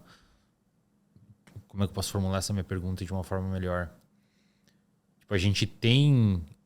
Você acha que está engatinhando ou já tem ferramentas bacanas para a gente conseguir transformar esses dados em uma informação? Eu acho que sim. Eu acho que o que a gente conseguiu muito nos últimos anos, através do que a gente chama de inteligência artificial. Inclusive, acho que tu tem um artigo de tu é o coautor, não sei se foi você que eu vi, que o título do artigo é a IA escreveu esse artigo ou não? Isso, tem uma editoria. Muito legal aquele título do artigo. Mas o que eu acho que a IA ela está sendo assim muito boa nos últimos anos é a organização dos dados. Eu acho que a gente ainda está com essa cultura do dado ser ouro. Uhum. Hoje as self-techs, inclusive, estão mudando essa cultura. Então, por exemplo, as self-techs que antes eram em dado, hoje já são IA. Hoje já são inteligência artificial. Por quê? Porque a galera que está na ponta já está entendendo essa migração que eu estou te falando. Bom, mas o que eu acho que a gente já fez muito bem até aqui é conseguir jogar processos estatísticos, por exemplo, né, dentro de bancos de dados para organizar melhor os dados. Então, eu organizo ele para cá, ele para lá, tal, eu consigo ver a influência disso. Isso a gente está conseguindo fazer muito bem. O que eu acho que a gente está muito longe de fazer, né? A parte da inteligência em si. Porque a parte da inteligência em si, o que significa ter um processo inteligente? Significa o processo conseguir olhar, por exemplo, para um dado e interpretar aquele dado, não da maneira com que ele está me trazendo, mas de qualquer maneira possível. Vou te dar um exemplo disso. Se eu falar para vocês assim, ó, existe uma mesa com pernas de verdade, com pernas de ser humano? Não existe. Mas eu falei agora mesa com perna, você imaginou uma mesa com perna. Então, essa capacidade de imaginar, essa capacidade de ter o contrafactual, do ponto de vista estatístico, é como a gente chama, essa capacidade de imaginar o que não existe, o impossível, é que faz com que nós, seres humanos, sejamos inteligentes e estarmos na posição que a gente está de espécie em comparação com animais, com os outros animais, por exemplo. Né? Isso qualquer processo de IA ainda não conseguiu. Fala assim, mas e o ChatGPT e tudo mais? Cara, o ChatGPT ou as inteligências generativas, né? Elas são fantásticas e de fato elas, assim, chega a hora que você fala, meu Deus, cara, isso aqui tá demais. Mas na verdade ele é um processo muito, assim, eu não tô falando mal, tá, dessa ferramenta, pelo amor de Deus. É uma ferramenta super sofisticada, extremamente sofisticada, mas que na verdade o que ela faz é usar todos os dados que a gente tem, que hoje são muitos, né, na internet, enfim, e conseguir trazer as informações. Mas ela traz informações que existem. Ela ainda não consegue imaginar um cenário inexistente. O pulo do gato da inteligência, seja ela artificial ou não, é esse. Então, a hora que a inteligência artificial conseguir ver um dado, imaginar o que seria, o que poderia ser esse dado, que não é, mas imaginar o que ele poderia ser e trocar a tomada de decisão para aquilo, aí eu acho que a gente vai ter chegado na inteligência artificial de fato, que todo mundo... Acho que é o que todo mundo acha que é inteligência artificial, né? Inteligência artificial, eu trouxe um pesquisador da UFSC aqui falar sobre IA, ele pesquisa em IA, e ele falou, cara, inteligência artificial hoje é uma questão de probabilidade, não é nada que o pessoal acha que é. É uma máquina de fazer cálculo. Perfeito. Não é um negócio que cria... Que tudo bem, eu acho que o início da inteligência artificial é esse mesmo. E a gente tá no início, e tudo bem. Né? Também não tô aqui... Nossa, a gente é... Não, a gente tá no processo, a gente tá caminhando. Eu sou super otimista nessa condição. Mas eu acho que a gente precisa ter o pé no chão para entender onde a gente tá também, né? Então, nossa, inteligência artificial, uau. Uau, nossa, tá fazendo maravilhas, mas a gente ainda não chegou aonde ela quer chegar, aonde a inteligência artificial quer chegar, né? Perfeito. Mas a gente quer permitir que ela chegue lá, e outros 500, porque aí tem toda essa discussão ética. Mas o que eu tô querendo dizer aqui é que, tecnicamente, inteligência, para poder chamar de inteligência, ela tem a ver com essa questão do contrafactual, né? Que hoje os processos estatísticos, probabilísticos, ainda não conseguem trazer. Em outras palavras, pra gente ter inteligência, a gente ainda precisa de um ser humano que está tomando as decisões. Então, hoje, talvez amanhã seja diferente, mas hoje, o dado sozinho, sem uma inteligência por trás, ou seja, sem um ser humano por trás, avaliando o que aquilo lá pode ser ou não, sendo que foi colocado análise em cima dele ou não, ele pode ser perigoso. Pode ser muito perigoso. E aí é que tem, por exemplo, hoje tem estudos que comparam, por exemplo, tomadas de decisão. Hoje eu estava lendo um estudo que fez a comparação entre a tomada de decisão através de uma análise de dados por linguagem natural feita por um humano, eu vou pegar os dados e eu vou analisar e eu vou tomar a decisão, e um completamente feito pela máquina, né? E mostrou que as tomadas de decisão feitas só pela máquina não bateram com as informações dos humanos. Então, e aí a conclusão não foi que a máquina é melhor, pelo contrário, foi assim, ó, toma cuidado quando você utilizar um processo só de máquina. Eu estou falando mal da inteligência artificial? Não estou falando mal. O que eu estou dizendo é que nós estamos num ponto do tempo onde a gente não pode fazer o que muita gente vem fazendo, que é deixar rolar esses modelos de machine learning, e o que deu, a pessoa fala amém e sai fazendo. Perfeito. Bicho, a gente tem que pensar. A inteligência é isso, a gente tem que pensar. A inteligência artificial ajuda demais, mas deu o desfecho dela, a gente precisa olhar para aquilo, interpretar aquilo, colocar em contexto e aí tomar a decisão. Então, e ela erra bastante também, né, cara? Eu tava estudando esses dias umas paradas da história da psicologia, eu perguntei algumas coisas, ela errou. Então, aí tu tem que perguntar de novo, aí ela vai lá e acerta. Então, realmente tem que ter essa mão crivo, por trás. Né? Hein, Luiz, deixa eu te falar, cara, dado todo esse background aqui que a gente construiu, com o que você trabalha? Epidemiologia, mas dentro da área de saúde pública, especificamente com o quê? Tá. Então, assim, na verdade, eu sou fisioterapeuta, né? E a minha especialidade dentro da fisioterapia é a musculoesquelética. Mais especificamente, eu gosto de trabalhar com esporte. Mas o que acontece? Quando eu comecei minha formação, o meu interesse principal eram pessoas que praticavam esporte como eu. Eu nunca fui profissional, nunca fui elite de nada, né? Mas eu praticava esporte, eu sempre pratiquei esporte na minha vida inteira. E eu sabia que tinha alguns benefícios, sabia que tinha alguns riscos e por aí vai, né? E por muitas vezes, a gente que pratica esporte dessa maneira, por muitas vezes a gente fica um pouco perdido na como fazer, como não fazer, né? As orientações que tem que seguir, etc. Então, o meu interesse era ajudar mais essa pessoa do que a gente chama de esporte recreacional. Talvez não seja o melhor nome, mas para todo mundo entender do que a gente está falando aqui. Então, como esse era o meu grande foco, porque na época, né, uns 10, 15 anos atrás, o foco era mais, quando falava de esporte, né, era mais em atleta mesmo, profissional, né? Mas, cara, fisioterapeuta que vai trabalhar com esporte, numa clínica de bairro, por exemplo, ele vai pegar mais o cara que está querendo correr o recreacional. E esse cara, será que aquele conhecimento que é aplicado no de elite é aplicado para o recreacional que tem o seu trabalho, tem a sua família? Estressado, dorme Entende? mal. Então, o contexto é diferente. Então, pode ser que fosse igual, mas a questão é que meu interesse foi mais por ali. E como o meu interesse foi mais por ali, por isso que a minha entrada na saúde pública ela foi muito, muito óbvia, né? Porque como o esporte, ele de fato é uma ferramenta para aumentar o nível de atividade física da população, então eu acabei pegando essas ferramentas de saúde pública e epidemiologia para entender esse contexto do esporte, né? Então, eu me especializei nessa área de epidemiologia e prevenção de lesões nos esportes, né? Por que lesão, né? Porque o esporte tem vários desfechos. Eu tenho alguns estudos, por exemplo, com benefício também e tudo mais, mas o meu principal, vamos dizer assim, é trabalhar com lesão por causa do meu background de fisioterapia, né? Então a ideia é... Saquei. Mas eu também tenho um foco maior, não que eu não trabalhe, tá? Mas o meu foco maior é na prevenção. Na verdade, meu concurso assim, é fazer assim, o cara tá bem, mantém ele bem. Tá, mas daí você tem que saber o que deixa ele mal também, né? Exato. Pra evitar, né? Você sabe que... Exatamente. Cara, na graduação, velho, quando eu morava lá no interior do Rio Grande do Sul, eu tive um processo na minha vida de muita ansiedade. E eu fiquei um momento bem merda assim na minha vida, ansiedade no talo, bem complicado. Cara, não tinha dinheiro para fazer psicoterapia, não tinha dinheiro para ir no interior, a galera tinha um certo preconceito, era complicado.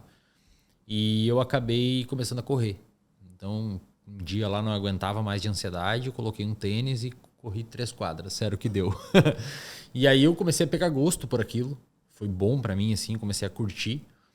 E eu peguei uma planilha e baixei uma planilha gratuita que tinha na internet de treinos de corrida. Era uma planilha de 5 km em 12 semanas, se eu não me engano. E aí a planilha tinha lá dia de descanso, os dias de tiro, os dias regenerativo, que era para correr em pace leve. Só que um corredor jovem que estava obtendo um benefício gigantesco da corrida, imaturo com a parte de ganho de endurance e tal. Todo treino era Z5, todo treino era no talo, regenerativo, era coração na boca, era tudo forte. O que aconteceu? Em 8 meses me deu canelite, eu não sei se é o termo técnico, mas é canelite e fascite plantar. A parte de baixo do meu pé não conseguia pisar no chão e minha canela parecia que ia quebrar, cara. Parecia que ia pisar e ia quebrar. O que a gente tem hoje de dados na epidemiologia sobre a causa ou o principal fator de risco dessas lesões em corredor? Cara, perfeito. O legal é que tua história ela é Muito parecido com a história de muito corredor ou muito atleta recreacional. É super parecido. E as 2 lesões que você comentou estão entre as principais das lesões dos corredores. Então, assim, tá claro que o teu caso é bem específico da área. Bem didático. Mesmo. Agora, a tua pergunta é uma pergunta que hoje é a pergunta de ouro da área. Eu não vou dizer, cara, que a gente tem pouco estudo. A área já tem uma certa quantidade de estudos, né? E eu vou ter que te dizer, cara, que a gente não conhece muito bem a etiologia das lesões da corrida. Especificamente como o processo de treinamento de corrida, do treinamento, da demanda e etc. Como que isso interage exatamente para causar lesão, a gente não conhece muito bem. Um monte de estudo que foi feito conseguiu chegar a um fator de risco que de fato é contundente. Todo estudo que faz acha que é lesão prévia. Mas qual que é o problema da lesão prévia? Você não previne, né? Ela já aconteceu. Então um atleta chega, por exemplo, hoje e fala assim, cara, eu quero prevenir. Você tem uma lesão prévia? Tenho. Como é que eu volto no passado e apago a lesão prévia? Esse fator de risco não some, né? E se ele já teve uma lesão, quer dizer que a gente já falhou no passado em um ponto, porque ele já teve uma. Né? Tudo bem, vamos prevenir as outras. É lógico que isso tem todo o seu valor, mas a gente tem que pensar muito nisso. Então, por mais que esse seja um fator de risco que ajude a gente a pensar na etiologia, não ajuda tanto a gente a pensar em mecanismo preventivo. Ajuda a gente a identificar grupo de risco. Né? Então, por exemplo, esses caras aqui já tiveram uma lesão prévia, vamos talvez ter uma atenção um pouco melhor ali neles. Mas como ferramenta do que modificar, por exemplo, no dia a dia do cara para prevenir, não é um fator que ajuda muito. E, na verdade, todo fator que a gente chama de não modificável não ajuda tanto nesse ponto. Então, o foco para quem quer fazer prevenção é encontrar os fatores que são modificáveis. Aqueles que eu falo, putz, encontrei isso aqui, então agora vamos modificar isso daqui e vamos ajudar você a prevenir. O único contundente é esse da lesão prévia. Os outros, que existem alguns outros, por exemplo, assim, quando você olha para o joelho de frente, né, o ângulo que o joelho faz em relação a sua tíbia, em relação ao seu fêmur, chama de ângulo Q. Teve alguns estudos que identificaram alguma relação, mas foram estudos antigos, poucos, acho que só 2. Teve alguns estudos que identificaram que o alto volume, um volume muito alto de corrida pode ser um fator, mas aí esses estudos são em caras que estavam treinando para maratona ou ultramaratona, e aí a gente já consegue ver que a grande maioria dos corredores recreacionais não estão com volume tão alto. Então talvez seja um fator de risco naquela população específica, beleza, mas como que você chega para um maratonista e para um ultramaratonista e fala, não faz volume alto? E pro cara que corre 5K também pouco importa essa informação, porque é difícil, né? Entende? Então a gente ainda não está muito nesse processo assim de entender muito bem esse fator. O que acontece hoje é que a gente pensa que é multifatorial, existem vários fatores que estão interagindo e os estudos estão começando a olhar mais para isso. Então cada vez mais os estudos que tentam identificar fatores de risco ou processo etiológico estão olhando mais para o processo, né, como acontece o processo, a interação desse monte de variável, em vez de tentar, mesmo no estudo observacional, ficar analisando cada variável independente uma da outra para descobrir o que seria, por exemplo, o santo graal. Eu acho que hoje a gente sabe que o santo graal não existe, cara, acabou. Então agora vamos começar a investigar as interações que acontecem disso tudo para ver o que seria fator de risco ou não para lesões da corrida. E essas paradas de tênis fofo e os caramba, como é que tá? Então, muitos... É umas áreas meio espinhosas, né, cara? É difícil, não digo nem de falar, assim, por ser polêmico, mas eu digo de estudar, é meio complicado isso, né? Eu acho que o que a gente pode fazer para mudar um pouco o foco é falar o seguinte, bom, se não tem muito estudo de fator de risco, como que a gente vai prevenir? Acho que uma pessoa poderia começar a pensar assim. E os pesquisadores pensaram também. E o que a gente faz hoje? É pegar algumas coisas que... Ou que a indústria fala que previne e tal, e a gente vai investigar para ver se funciona mesmo ou não, ou a gente vai muito pela plausibilidade biológica, com a ânsia de tentar chegar em alguma coisa que possa prevenir, porque o corredor tá lá hoje, né, cara? E a gente ainda não tem o processo etiológico muito bem definido. E por que eu falei isso? Porque, voltando pro tênis, algum tempo atrás, que não é muito tempo atrás, algumas pessoas até devem lembrar disso que estão ouvindo a gente, quando você ia comprar um tênis, tinha até os testes lá que o cara fazia para ver qual era o tênis melhor para você usar e tudo mais, né? Isso até 2008, alguma coisa assim, era uma febre. E o engraçado é que teve um pesquisador que fez o seguinte, cara, vamos então ver o que existe. Ele falou assim, olha, nem investigar, mas ele falou assim, vamos ver o que existe na literatura sobre isso. Porque tem um monte de empresa que está ganhando rios de dinheiro com isso daí, os caras estão correndo, mas estão tendo lesão. Então, será que essas lesões que eles estão tendo já são assim, o menos de antes? Ou será que não está prevenindo nada, né? E em 2009, cara, foi publicada uma revisão sistemática. Para quem não sabe, uma revisão sistemática é um desenho de estudo que se preocupa em reunir tudo que existe sobre aquela pergunta de pesquisa. E a pergunta de pesquisa deles era: será que tênis especiais de corrida, sabe? Esses que são prescritos a partir de uma certa avaliação que se faz do seu pé ou do seu tipo de pisada, de como você corre, né? Será que esses tênis especiais, eles de fato previnem lesões da corrida? Em 2009, tá? Então tava bem no boom, lojas vendiam a rodo isso daí. E foi...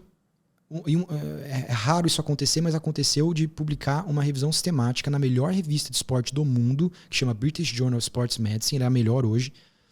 E em 2009, essa revisão sistemática foi publicada sem nenhum estudo incluído. 0. Então foi uma revisão sistemática que chegou à seguinte conclusão: não existe absolutamente nenhum estudo que investigou se esses tênis de fato previnem lesão. Mas daí o que eles botaram no paper? 3 páginas no paper: introdução, problema, metodologia, porque fizeram a metodologia. Sim, fizeram uma pesquisa e tal, mas daí não tinha dado. Resultado, não tem estudo.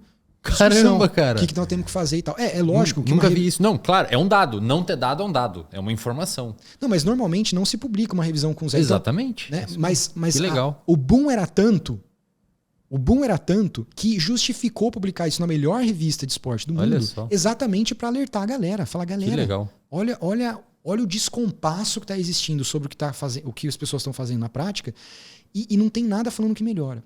Aí, a partir de 2009, os grupos de pesquisa começaram a estudar. Então hoje a gente tem alguns estudos. Agora, o que a gente tem hoje, cara, sobre a questão do calçado? Sobre a questão dos calçados especiais, esses que... Eu não estou falando usar calçado ou não, né? Tipo correr descalço, não é isso que eu estou falando. O que eu estou falando é eu usar um tênis que foi prescrito para mim através de uma avaliação ou do meu tipo de pé, ou do meu tipo de pisada, e por aí vai. Os que a gente chama de tênis especiais, né? Aqueles tênis de controle de movimento, tênis para pé pronado, tênis, né? Esse tipo de tênis. Existe um grupo de estudos que mostrou, o primeiro grupo de estudos que foram feitos com esses calçados mostrou que faz mal. Olha só, cara. Piora, aumenta o número de lesões. Talvez o seu pé estivesse compensando alguma coisa e você interviu. O problema desse tipo de estudo, que agora a gente está falando de estudo controlado aleatorizado, né? O problema desse tipo de estudo é que ele não é um estudo para estudar mecanismo. Então a gente pode aqui devagar um monte de coisa, mas na verdade o estudo mesmo não define por quê. O que ele define é o fenômeno. E o fenômeno é as pessoas que usaram um tênis prescrito para o seu tipo certo de pé tiveram mais lesão do que as outras num estudo controlado aleatorizado, comparado com outro grupo, né, que usou o mesmo tênis para todo mundo. Bom, existe um outro grupo de estudos, né, de pesquisadores que fizeram alguns estudos, inclusive foram grandes, porque incluiu militar também, os estudos dos Estados Unidos, os caras pegam um monte de gente por vezes, viu que não tem diferença. E um outro grupo, que esse grupo já é da Europa, um pouco mais recente, fez vários estudos que não viu diferença, mas viu um específico que também fez a prescrição baseada em tipo de pé, tipo de pisada e tudo mais, e mostrou que teve efeito. Só que o efeito foi num subgrupo específico, mas a ideia é que teve. Então hoje o que a gente tem é um grupo dizendo, não é o grupo, é a evidência, né, dizendo que faz mal, um que não tem diferença e um que pode ser benéfico. Qual que é a conclusão? A conclusão é que a gente ainda não sabe muito bem o direcionamento disso. Não sabe. Quando a gente não sabe muito bem o direcionamento disso, porque não está claro, qual é a recomendação? Então, que fique claro. Não prescreve, né? A área da saúde, galera, assim como a área da educação, mas vamos falar especificamente da área da saúde, ela não funciona igual ao mercado tradicional. Então, por exemplo, eu chego e falo assim, as pessoas preferem água desse jeito, daquele jeito, com tampa azul, então vamos vender mais com tampa azul. Não é assim que funciona. Eu não chego e falo assim, poxa, eu acho que isso daqui previne e de repente previne, sabe? Não é assim que funciona. Então, se existe dúvida sobre a implementação de algo, a gente não implementa. Essa é o status quo. Vide a talidomida aí, né, cara? Na década de 60, 70. Exato. A gente só implementa alguma coisa quando há uma maior probabilidade daquilo ter benefício do que de ser zero. Aqui a gente não está falando, a gente está falando que tem um grupo de evidências, inclusive, que fala que faz mal, que piora. Então, como existe essa dúvida, a ideia, o recomendado é não implementar. Eu não disse, veja só, o que eu disse é que o corpo de evidência não está claro e porque não está claro, a recomendação é não implementar. O que eu não disse? Eu não disse que prescrever tênis não funciona. Eu não falei isso em momento algum. Pode ser até que funcione, mas a gente ainda não conseguiu, dentro de um processo científico rigoroso, mostrar esse efeito. Pode até ser que exista, mas se existir, ainda um corpo de evidência muito grande ainda precisa vir para demonstrar esse efeito para a gente. Hoje o que a gente tem é essa condição. Aí você vai me falar assim, mas tem tênis, não é só pelo tipo, tem aqueles que depende da entressola e tudo mais. Existem alguns estudos, poucos, aí bem menos do que o tipo de, a prescrição para o tipo de pé, mas existem alguns estudos que se preocuparam com como o tênis é feito, se tem entressola, se não tem, e do restante que foi investigado, todos não tiveram efeito. Então, se não tiveram efeito, qual é a recomendação hoje para a escolha de tênis de corrida? Né? Bom, primeiro, se esses estudos mostraram que essas coisas no tênis não funcionam, quer dizer que eu tenho que correr descalço? Não, calma, também não é isso. Porque, veja... né? Galera tira as conclusões do pessoal. Porque, veja, é óbvio que nós estamos num mundo moderno ao ponto de que a gente vive de tênis desde que a gente é criança. Então, se a gente for com o nosso pé, que não é preparado em nada, né, para pisar num solo natural, e a gente também quase não tem solo natural, porque tem asfalto e tudo mais, nós vamos machucar o nosso pé. Antes de falar de machucar músculo esquelético ou ter lesão de corrida, nós estamos falando de raspar o pé e tal. Então veja, não estou falando que tem corrida descalço. A questão é, qual é a recomendação para a escolha do tênis hoje? Conforto. Coloquei no meu pé, tá confortável. Sabe quando você vai na loja, você põe o tênis e fala, é esse? Porque por muitas vezes você coloca o tênis e fala, é esse. Aí o vendedor fala, não, mas o teu pé é não sei o que, você tem que comprar, esse é o certo para você. E você abre mão daquele que você colocou no pé e falou que encaixou, a tua meio que intuição, para comprar o outro que é mais caro por vezes, porque alguém disse que aquilo lá. Entendeu? Então, a recomendação hoje é não vai nessa. Colocou no teu pé, levantou, deu aquela corridinha assim, falou, cara, esse parece que foi feito para mim, esse é o tênis certo. Que legal, cara. Olha só, no final do fringir dos ovos, a intuição ainda tá nessa área sendo a recomendada. Siga a sua intuição. Que hoje a recomendação é essa. Que legal, cara. Pô, e o pessoal demora, né, cara? Desde 2009 até hoje a gente não tem nada muito definido na área. Quer dizer, em termos de estudo científico, a gente sabe que tem estudos que demoram mesmo para ser feito. Mas... a gente teve uma boa evolução de corpo de estudo, né? Esses 3 grupos têm mais de um estudo envolvido nos grupos, né? Mas a questão é que cada um leva para um lado. E aí, se cada um leva para um lado, se todos os estudos levassem para um lado só, estava definido, né? Mas como eles não estão levando, e na verdade tem estudo dizendo o contrário, né? Então a gente acaba que, quando a gente avalia essa evidência total que está na nossa frente, a gente não consegue tomar a decisão dizendo que funciona, nem que não funciona, tá? Mas como a gente não consegue tomar nem para lá nem para cá, como eu disse, na saúde, se a gente não consegue definir com certeza que uma coisa tem uma maior probabilidade que outra, a gente não implementa. Eu tenho um exemplo acho que na Copa do Mundo, nas Olimpíadas, que o pessoal usava aquelas fitas. Kinesiotape, né? Isso. E aí acho que o grupo do Léo, eu não sei se você estava envolvido no artigo que eles publicaram. Nessa época, eu era aluno dele. Ah, legal. Eu fui o TT3 que fiz o tratamento com as fitas, cara, e tal. Legal. Pois é, e aí foi um caso tal qual do tênis, só que mostrando que não tem evidência. Perfeito. Então, a historinha assim rápida, né, só para contar, foi mais ou menos assim. Nas Olimpíadas, se eu não me engano, de 2008, certa pessoa lá que produziu, que achava... Às vezes, que fique bem claro que às vezes as pessoas estão bem intencionadas. Não, claro. Né? Mas que produziu lá essas fitas, né, e tinha toda uma teoria por trás que funcionasse e tudo mais. Essa pessoa foi nas Olimpíadas, na delegação do país dela, e distribuiu para as outras delegações essas fitas de graça. E falou assim, aplica, explicou. Pô, genial, do ponto de vista de marketing. Parabéns pra essa pessoa aí, né? E aí, os atletas usando aquelas faixas coloridas no braço e tal, vai pular, faz o saque, mostrando aquela faixa e tal, passou para a população a sensação de que aquilo era o ultimate no esporte para prevenção de lesão ou para controle de movimento, etc. E aí começou a vender curso, a faixa começou a vender bastante também, todas as clínicas tinham e tal. Até o ponto que alguns grupos, um deles o grupo do professor Leonardo, quis investigar se de fato isso funcionava ou não. O que nesse projeto de pesquisa foi realizado foram 2 estudos. Foi uma revisão sistemática para ver o efeito né, de estudos que já tinham sido realizados, para a gente sumarizar esses estudos e ver se tinha efeito para qualquer condição musculoesquelética. E um estudo controlado aleatorizado que foi conduzido exatamente por esse grupo, e aí um estudo original mesmo. Vocês fizeram um Fizemos ensaio estudos clínico controlado também. aleatorizado, mas para ver se funcionava para a dor lombar crônica, né? E em ambos, tanto na revisão sistemática para qualquer condição musculoesquelética, incluindo condições de esporte, quanto no estudo controlado aleatorizado, que aí era específico para dor lombar e não específico em atletas, mas poderia até ter, mas não era específico em atletas, em ambos os estudos não houve efeito. Essa foi a conclusão.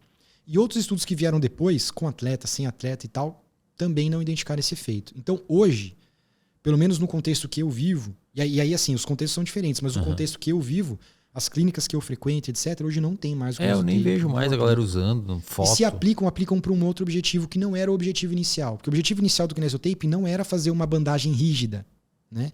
Era fazer uma colagem com a ideia de levantar o tecido subcutâneo, porque ela é elástica, né? Então você põe num certo posicionamento, cola, e depois quando volta pro posicionamento anatômico normal, ela cria na pele convoluções, assim.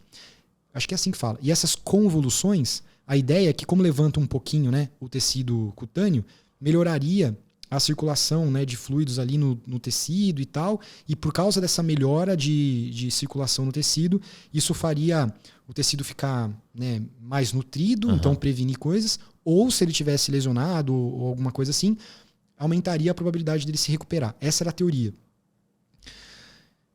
Mas hoje, como essa teoria foi colocada à prova e ao que parece, né, as evidências mostram que há uma probabilidade muito maior de não ter efeito do que de ter, então a recomendação é não usar a fita com essa finalidade, muitas pessoas acabam utilizando essa fita porque o material dela é bom. Então algumas pessoas acabam utilizando ela para outra finalidade, como por exemplo fazer uma bandagem rígida ou alguma coisa do tipo. Mas aí lembrando que essa não é a técnica do kinesiotape, é utilizar a faixa do kinesiotape para uma outra função. E esse mecanismo de ação proposto... Deixa eu só me defender numa coisa. Eu não sou dessa área, mas eu ouvi dizer há pouco tempo que, ao que parece, a faixa de kinesiotape também parece ter algum efeito para drenagem linfática. Olha só. Parece. Fique bem claro aqui que quem estiver ouvindo a gente, não é a minha área, então seria interessante checar. Por que eu estou dizendo isso? Porque quando eu falo que uma coisa não funciona para uma coisa, eu não estou dizendo que aquela coisa é ruim para tudo. Sim, claro. Então a gente precisa lembrar disso. Então o Luiz não está dizendo que kinesiotape não funciona para nada ou é ruim. É igual você falar que antibiótico não funciona para tratar vírus. Mesma coisa do tênis. Eu não falei que tênis não funciona aqui. Né?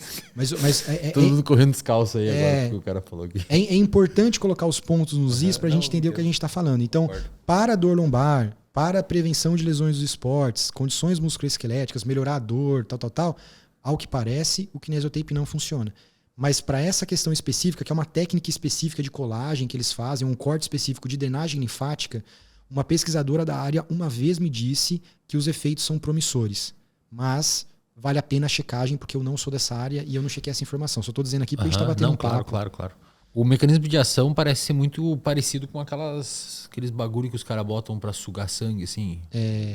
Ventosa. Ventosa? Você sabe... Como é que tá isso? Eu não sei como é que eles justificam, porque a ventosa... Não, mas acho que a ideia é sugar um pouquinho de sangue para a superfície. Então, mas a ventosa, ela vem da medicina tradicional chinesa. Tá, mas tem evidência esse negócio aí? Tem evidência de que não funciona. Tem evidência que não funciona? Tem evidência que não funciona. A fisioterapia, ela assim como a psicologia, é uma área bem complicada, né? Porque, nebulosa em termos de coisa que não funciona e é vendida. Mas tem uma explicação. Porque, como eu te disse, muitas coisas... dentro... Aí o Michael Phelps aparece com aquelas bolotas nas costas lá, fudeu. Aí todo mundo usa. Porque muitas coisas hoje a gente não entende como elas acontecem. Por exemplo, a gente está falando de lesões na corrida, né? Mas se você fala de lesões nos esportes em geral, ou se a gente fala de dor lombar, ou se a gente fala de um monte de condição musculoesquelética, por exemplo, que a fisioterapia atende, a gente não sabe muito bem o mecanismo etiológico exatamente pela questão de ser multifatorial e ser complicado. A psicologia é a mesma coisa. Só que, se a gente ficar esperando a gente entender a etiologia para propor alguma coisa para melhorar, os pacientes estão lá, cara. Então, o que a gente está fazendo? A gente está tentando, do ponto de vista de plausibilidade biológica, testar algumas coisas. Só que na prática, o cara que não é cientista tem a mesma ideia. Então, essas pessoas que propõem essas terapias, acho que a grande maioria, se não todas, elas não estão mal intencionadas. Elas estão querendo ter uma ideia para ajudar paciente que está chegando com um problema de saúde. E às vezes a pessoa tem uma ignorância, não no sentido pejorativo, mas no sentido dos vieses. Isso. Só volta o paciente que falou que melhorou, a doença tem uma regressão para a média, e ela acha que foi a intervenção dela, mas a dor já ia diminuir igual. Aí fica reforçando na cabeça dela que a técnica funciona, né? E aí, então, na nossa área, que acho que na sua área não é muito diferente, então tem pessoas que vão, tem uma ideia, propõem e começam a vender uma técnica sem que ela tenha sido investigada. Diferente, por exemplo, de medicamento, onde hoje, né, medicamento, para ser utilizado e tudo mais, ele precisa de um processo rigoroso científico antes. Como área, a gente não está maduro o suficiente para entender esse processo ainda. Mas a gente vai chegar lá. Com a divulgação que, por exemplo, o professor Leonardo, você está fazendo de prática baseada em evidência e tudo mais, eu acho que a gente vai chegar lá. Mas a gente tem que entender que existe o tempo aí de amadurecimento da área também, né? Então, o que é o ideal? O ideal é que em algum momento a pessoa vai querer ajudar, mas vai entender que o processo não é simplesmente tirar a ideia da cartola e aplicar. E aí ela procura uma instituição, uma universidade, alguma coisa assim, para investigar essa ideia antes de vender essa ideia no mercado, né? Tem, às vezes, gente que vem aqui falar de PBE, o Léo, a galera que vem aí falar de PBE e troca uma ideia, em qualquer área que for, e muitas vezes não é a maioria, e na verdade é 2 ou 3 que eu já vi comentar. Pô, esses caras nada funciona, não adianta nada, os caras não funcionam. Não é que tem coisas que a gente sabe que não funciona, que tem evidência que não funciona, mas tem coisa que é embaçada, e por isso a ciência prefere tomar muito cuidado com o que vai recomendar, porque no passado a gente já teve casos de medicamentos, por exemplo, que não foram muito bem filtrados e teve efeito colateral. Acho que a Talinobida é um exemplo. Os bebês nasciam com um problema de malformação nos membros, e isso pode gerar um ônus social gigantesco. Então, por isso que a ciência toma esse cuidado. Não é um empata-foda, digamos assim. Não, cara. Até porque, se você me perguntar... Cara, eu trabalho com saúde pública. Eu adoraria que tudo que a gente testa funcionasse. E aí, sabe, eu adoraria. Tu ia adorar que tênis para cada pé prevenisse lesão, cara. Imagina que maravilha. Negócio simples, barato, aplicável. Cara. Qualquer loja de sapato pode ter uma maquininha para ver o teu pé e ia diminuir a tua lesão no futuro. Puta, isso ia ser sensacional. Mas em todas as áreas, o que a gente também precisa entender é que a maioria das ideias vão culminar em algo que não funciona. O que funciona é a minoria delas. E geralmente o efeito é pequeno. Então a gente tem que lembrar desse contexto também. Então a gente não está muito longe desse contexto quando a gente pensa assim, né? Então a gente não é, que nem você falou, não é a questão de ser empata foda. A questão é de ser realista, colocar o pé no chão para tomar a melhor decisão possível. Então, se a melhor decisão não é tomar essa, qual é? Senta na mesa, vamos conversar. Isso é prática baseada em evidência, né? Então, por exemplo, a gente falou, se a gente for falar de corrida, o que hoje a evidência diz que há uma maior probabilidade de funcionar do que não? Existe coisa. Então, por exemplo, se a gente falar de retreinamento de corrida, né? Hoje, ao que parece, os resultados são promissores, porque a gente chama de retreinamento de corrida. O que é isso? Fazer com que a pessoa faça, em um período, treine a correr com a seguinte instrução. Tenta correr fofo. O que é correr fofo? Correr soft. É correr sem ficar fazendo muito barulho na hora que encosta o pé no chão. Parece que essa recomendação, associada ou não ao treinamento da pessoa correndo com um gráfico na frente dela, mostrando se tem esse impacto muito alto na hora que ela encosta o pé no chão, quem deve ter conversado muito bem disso com vocês é a Raquel. Então, até para fazer um link, quem quiser rever e tal. Mas, enfim, e associado ou não a esse feedback, esse resultado hoje está promissor. Ele não tá contundente, mas se a gente fosse pensar em probabilidade, por exemplo, se eu fosse aplicar na prática, eu tenderia mais a aplicar do que não, porque a probabilidade está dizendo... E é gratuito, né, cara? Porra, um corredor pode fazer isso sozinho na rua. Porque você falou que não precisa ter o feedback, né? Então, isso parece que é promissor. Uma outra coisa que foi demonstrado e hoje está um pouco em cima do muro é a questão do aconselhamento online, né? Então, eu, por exemplo, fiz um estudo na Holanda que deu efeito, mas 2 estudos já foram feitos depois do que eu fiz que não deram. Então, 2 contra 1. O que é aconselhamento online? Educar? Educar, basicamente educar. Então, você dá orientações sobre o que pode causar, o que não pode, o que deve fazer, o que não deve, do ponto de vista, assim, de cuidados de saúde mesmo, sabe? Então, não é coisas muito específicas. É, por exemplo, assim, cara, você vai treinar, não aumenta muito o seu volume, vai progressivo. São coisas simples, até porque a gente não sabe muito bem da etiologia, então não tem como... Essa questão do tênis, né? Falar, olha, não fica comprando tênis por causa do tipo de pé e tudo mais. Compra o tênis que você tá né, que você tem mais conforto, etc. Esse tipo de recomendação entregue de maneira online. Teve um estudo que mostrou que teve efeito, mas teve 2 que mostraram que não. A gente aqui no Brasil agora está terminando um quarto para tentar ver o que vai dar, para ver se esse jogo empata, para ver se esse jogo fica desbalanceado. Apesar de ser promissor, esse está em cima do muro. Esse talvez eu pensaria. O correr fofo o de correr fofo já tem 2 estudos e os 2 estão na mesma direção. É pouco, precisa de mais. Mas hoje, se fosse implementar, eu estaria mais para fazer do que para não fazer. E nesse caso do correr fofo, como é que é esses 2 estudos? É aquele pega 2 grupos, um grupo de corredor, para um recomenda cuidar, para outro não cuidar e deixa eles viver normal? Não, eles treinam por um período na esteira mesmo, para o pesquisador conseguir ver se o cara está conseguindo fazer o que ele pede. Então, por exemplo, o cara vai correndo na esteira, falando, tenta diminuir esse barulho. Aí o cara começa a correr mais. Beleza, é assim que você tem que correr, beleza? Então, normalmente, teve um estudo que fez esse treinamento por 2 semanas e depois acompanhou depois por 1 ano. Então, a ideia era que o cara continuasse fazendo isso, mas por um período ele treinou o cara dentro do laboratório na esteira para ver se ele estava conseguindo fazer aquilo que foi recomendado. O outro estudo, se eu não me engano, foi assim também, mas eu não lembro o período que ele treinou. Eu não lembro o período que ele treinou, mas ele treinou por um período e depois jogou. Esse não foi tão longo, acho que deve ter sido 3 meses, alguma coisa assim.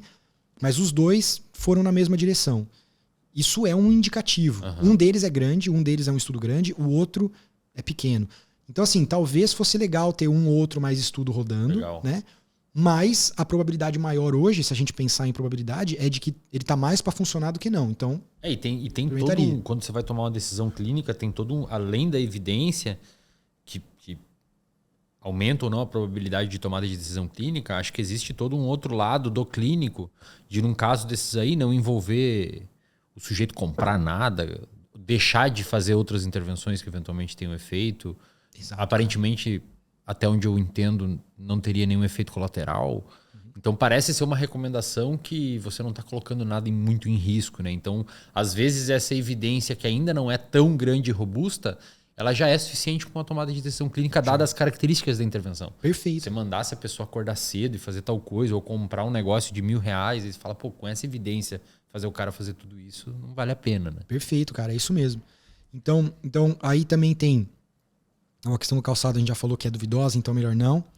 E tem um estudo, esse é um estudo só, mas, cara, esse é promissor, esse foi muito interessante. O que ele fez? É um estudo grande, brasileiro, foi feito com pesquisadores da USP, muito legal o estudo, que fez um treinamento de força, mas não é só força, tem a ver também com coordenação da musculatura intrínseca do pé. E esse estudo demonstrou um efeito, cara, impressionante. Pelo efeito ser impressionante, eu como cientista, pesquisador, eu acho que esse estudo tem que ser replicado. Não pela dúvida do efeito, mas o tamanho do efeito do estudo, cara, é mais de 50% de redução, sabe? É uma coisa meio... É coisa que não se vê na saúde, né? Mas assim, eu não tô duvidando do estudo, foi o que deu no estudo. A minha pergunta é, será que para todo mundo na população, tamanho, né? Se eu for aplicar no meu contexto, será que eu vou encontrar esse tamanho de efeito? E aí, nesse eu caso, acho que será não. que não era um daqueles estudos que você falou de eficácia, numa população que já teria mais tendência a ter, ou... Eu não me lembro se o grupo era tão fechado, mas pode ser. Pode ser. Pode ser. Mas foi um estudo e eu acho ele promissor porque ele mostrou um efeito grande. Eu não acredito nesse efeito tão grande por ser muito grande. Não é que eu não acredito no estudo. Às vezes o estudo deu, mas é o que você falou, uma característica digital. Eu acho que ele tem que ser replicado ainda pra gente ter alguma certeza, mas foi o que você falou, cara, treino de musculatura intrínseca do pé, no máximo que vai fazer é bem, né? Sim, exatamente. E assim, esse estudo tem plausibilidade biológica, tem um monte de coisa. Eventualmente, mesmo que esse 50% reduza para 10%, já é uma coisa bacana pra caramba. Exatamente. Então eu tô fazendo exercício de ciência, mas também de implementação. Então, esse é o tipo de coisa, né? Treinar o que a gente chama do foot core, né? Que é a musculatura intrínseca, né? O core do pé. Me parece alguma coisa promissora. E se eu fosse pensar em implementação, eu estaria mais para implementar do que para deixar de lado, né? Mas, como eu disse, né? Bom, tudo que eu tô dizendo aqui precisariam de mais estudos, né? Mas... Enfim, é bom pontuar que essas coisas são promissoras. Isso para lesões gerais. Para lesões específicas, teve um estudo pequeno, então tem que tomar cuidado, mas teve um estudo pequeno que demonstrou que correr com aqueles tensores de joelho, que a ideia desse tensor de joelho é controlar o movimento da articulação femoropatelar. Que aperta? É aquela que é como se fosse uma faixinha na frente do joelho, assim, sabe? Preveniu dor anterior no joelho. Numa população, é um estudo numa população, se eu não me engano, de corredores recreacionais, e foi um estudo pequeno. Então, assim, tem que ficar esperto, tem que ficar atento. Esse já não é tão tão benigno que nem a gente estava falando de fortalecimento da musculatura intrínseca. Pode ser que alguma coisa colocada no joelho ali atrapalhe e tal. Eu, Luiz, né? Eu acho que eu ainda não implementaria, eu esperaria um pouco mais. Mas esse único estudo que teve demonstrou um certo efeito. Então, para a galera ficar esperta e tomar a própria decisão. Como eu disse nos outros, tem coisa que eu implementaria por causa do contexto. Esse, por causa do contexto, e por ser por uma coisa externa que eu coloco no pé, que eu coloco no joelho, esse talvez eu não implementaria, mas fica a informação para quem tá nos ouvindo aqui tomar a decisão. E teve um outro, esse outro precisa tomar mais cuidado ainda, porque a população acho que não era com corredores, acho que eram com presidiários que correram porque foram forçados a correr, mas ao que parece utilizar palmilha customizada. E esse customizado é baseado numa avaliação biomecânica geral. Então eles não foram tão específicos para dizer o que da biomecânica foi considerado, mas assim, através de uma avaliação biomecânica, prescrever uma palmilha específica baseada nessa avaliação biomecânica. Infelizmente eu não tenho aqui material para dizer o que isso significa, esse é o máximo que eu consigo chegar, mas ao que parece esse tipo de palmilha diminuiu a incidência de dor, essa dor na frente, essa canelite, que você chamou de canelite, a gente chama de síndrome do estresse medial da tíbia, mas a gente conhece como ou shin splint no inglês ou como canelite, né? Diminuiu essa lesão específica também. Essa também é uma coisa que é uma palmilha, uma coisa que você cria, uma coisa que você põe lá e tal. Um estudo só com uma população que não decidiu correr porque quis, né? Então esse eu também tomaria muito cuidado. Eu, Luiz, não implementaria, mas fica a evidência para que as pessoas possam saber que existe, até procurarem um estudo talvez e lerem, e tomarem as suas próprias decisões. Então o que eu estou querendo dizer aqui é o seguinte, existem coisas que estão mostrando que podem funcionar, né? Como a gente pontuou aqui, algumas coisas até diria que eu implementaria, outras coisas eu disse que não implementaria ainda porque acho que talvez não vale a pena. Mas também é verdade que existe uma porrada de coisa que já foi investigado que não funciona. E fortalecimento, Luiz? Fortalecimento... Que acho que é um dos que a primeira galera fala. Teve esse do fortalecimento da musculatura intrínseca do pé. Mas tipo fazer um treino de resistido na academia. Por exemplo, treinos de agachamento, de hop, né, que é treinos de salto e tal, e tentar ver se isso previne lesão. Eu estava conversando hoje com meu aluno sobre isso, com um dos meus alunos, e existe um estudo que fez isso para corredores da Maratona de Boston. Então eram maratonistas, né, que estavam treinando para correr a Maratona de Boston, e fizeram um programa de exercício que, se eu não me engano, foram de 2 semanas, alguma coisa assim, foi curto. Então também tem essa questão, mas foi esses exercícios assim, do tipo agachamento e tal, para ver se o fortalecimento dos membros inferiores, né, preveniriam então lesão que aconteceria durante a maratona. E eles não encontraram efeito. Então é engraçado falar isso, porque quando a gente pensa em prevenção, corrida, o fortalecimento vem na nossa cabeça na hora. Se eu não fosse da área, talvez a primeira coisa que eu ia pensar era isso. E praticamente não tem estudo. Tem esse estudo que não é antigo. Pois é, cara, como recente. Pois é. Porque todo mundo, desde aquela época que eu tive Canelite, 2016, a primeira coisa que qualquer pessoa fala é fortalece, cara, tem que fortalecer. Tudo bem, talvez mesmo sem evidência, um fisioterapeuta ou um médico do esporte, não sei, vai sugerir por toda a plausibilidade, pelo fato de provavelmente não ter um efeito colateral você fazer duas sessões de academia. E a gente está falando de lesão aqui. Se a gente for falar de desempenho, existem estudos que mostram que fortalecimento, salvo engano, mas existem estudos que mostram que fortalecimento melhora o desempenho e a economia. Então, é que a gente está conversando especificamente de lesão. Para lesão, então assim, justifica fazer o fortalecimento porque melhora desempenho, melhora a economia de corrida. Agora, eu estou falando que fortalecimento previne lesão, aí este estudo que existe em maratonistas que estavam treinando para maratona de Boston, eu falei, né? Cara, não foi de Boston, foi de Nova York, desculpa. E aí fizeram por pouco tempo, né? Fizeram por pouco tempo, esse estudo não demonstrou. Significa dizer o seguinte, Luiz, você não faria exercício de fortalecimento com corredores? Não, eu faria, até por causa dos outros desfechos. Exatamente. Mas... talvez eu não faria tanto com foco de pensar que está prevenindo. E o que eu faria é fazer mais estudos. E talvez você não falaria pro cara também, né? Porque eu acho que é antiético você chegar e falar para ele, cara, você sabendo que tem um estudo que não e você afirmar para ele não faz, que vai prevenir sua lesão. Você talvez recomende pelas inúmeras outras coisas. Perfeito. E aí, se prevenir lesão que a gente não sabe, é um bônus ali que o cara vai ter.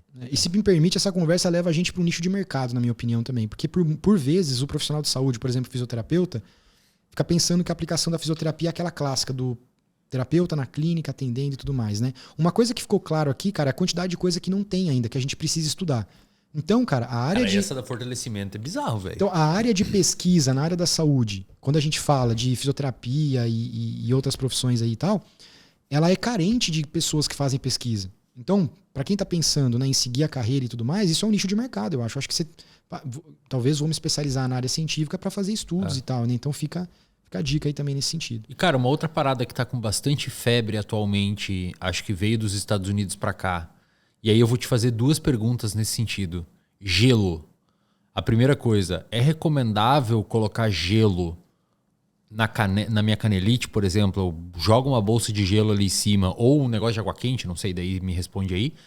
E o segundo ponto, aproveitando esse tema, essas banheiras de gelo que o pessoal faz e entra com o corpo inteiro para recuperação.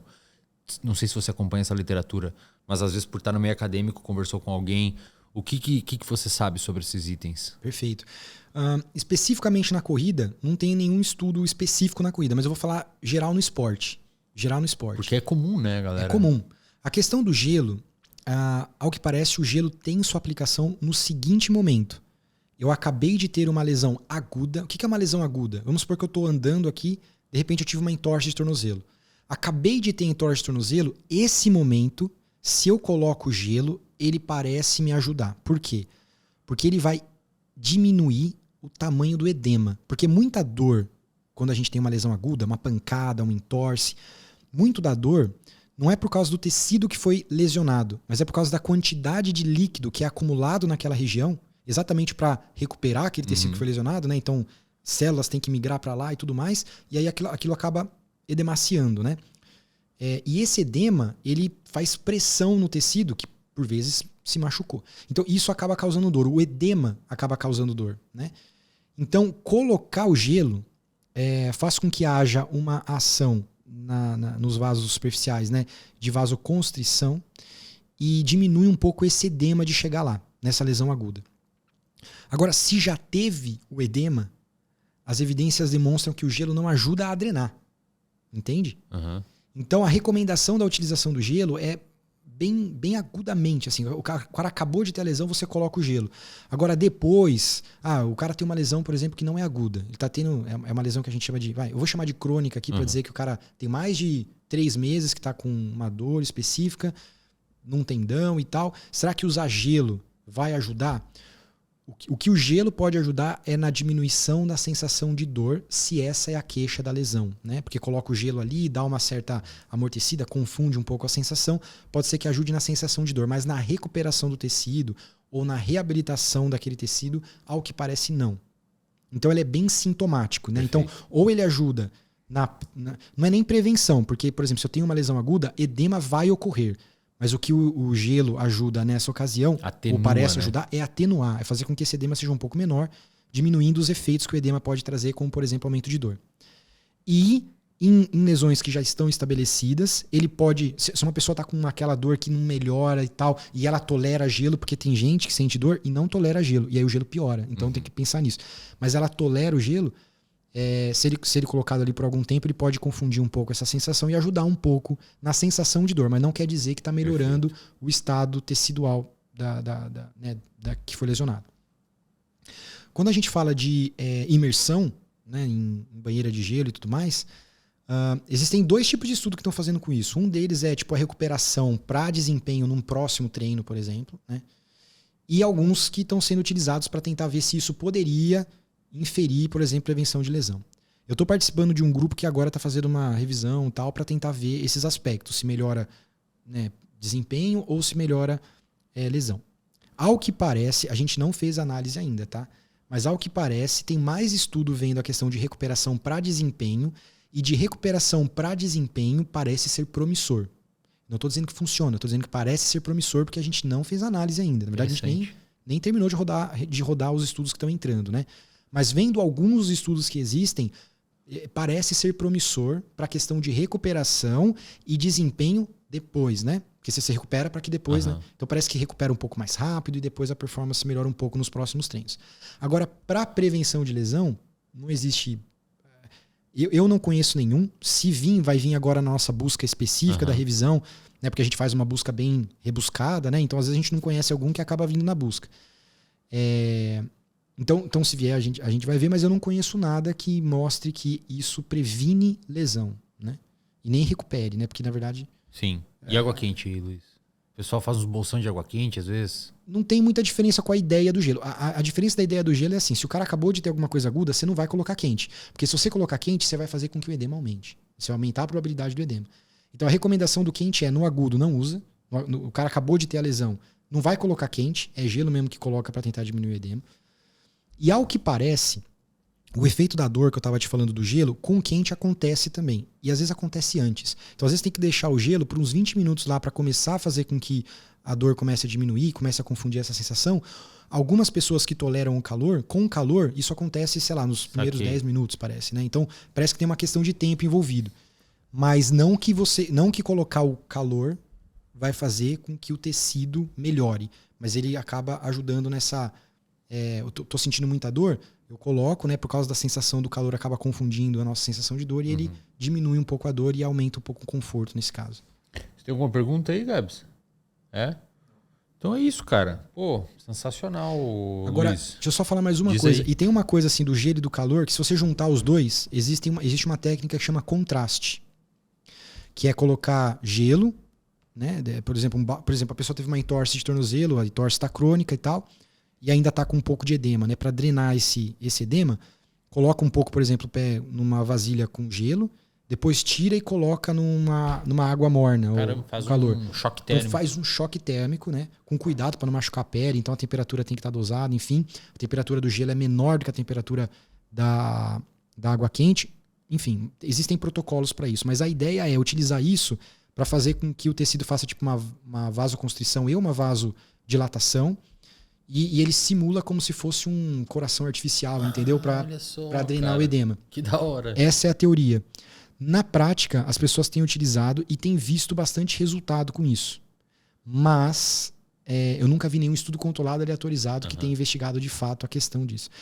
Só para você ter uma ideia, existe protocolo dentro do sistema militar que as pessoas utilizam esse protocolo para diminuir edema e tudo mais. Então, quem está pensando em drenar edema, essa junção, na prática, parece estar mostrando alguma coisa, mas em estudos científicos mesmo, a gente praticamente não E tem sauna, muita coisa. cara?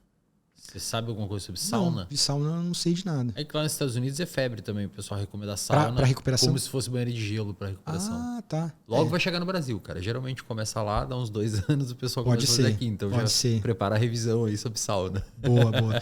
A sauna, por ser calor, eu tomaria um pouco de cuidado, porque logo depois da prática intensa, né, se você colocar muito calor, o metabolismo vai tender a aumentar. E na verdade o que a gente quer, talvez, é que ele diminua um pouco, né? Então, não sei, eu ficaria com mais cautela no calor utilizado logo depois de uma prática intensa do que no gelo. De qualquer maneira, esse é um achismo meu. Não, claro. Sim. Não é baseado em evidência alguma, Sim. é só um achismo meu. Luiz, obrigado, cara, pela sua presença. Pô, que papo maneiro.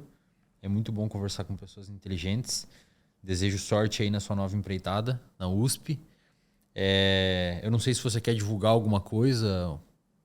Não, assim, para quem tiver interesse nesse tipo de papo de causalidade e lesões dos esportes, né, eu tenho um grupo de pesquisa em que a gente tem reuniões semanais, que a gente reveza de 15 em 15 dias a discussão de um artigo científico que tem a ver com esporte e tal, e de 15 em 15 a gente reveza com a leitura de um capítulo de livro, que inclusive no momento a gente está lendo o The Book of Why.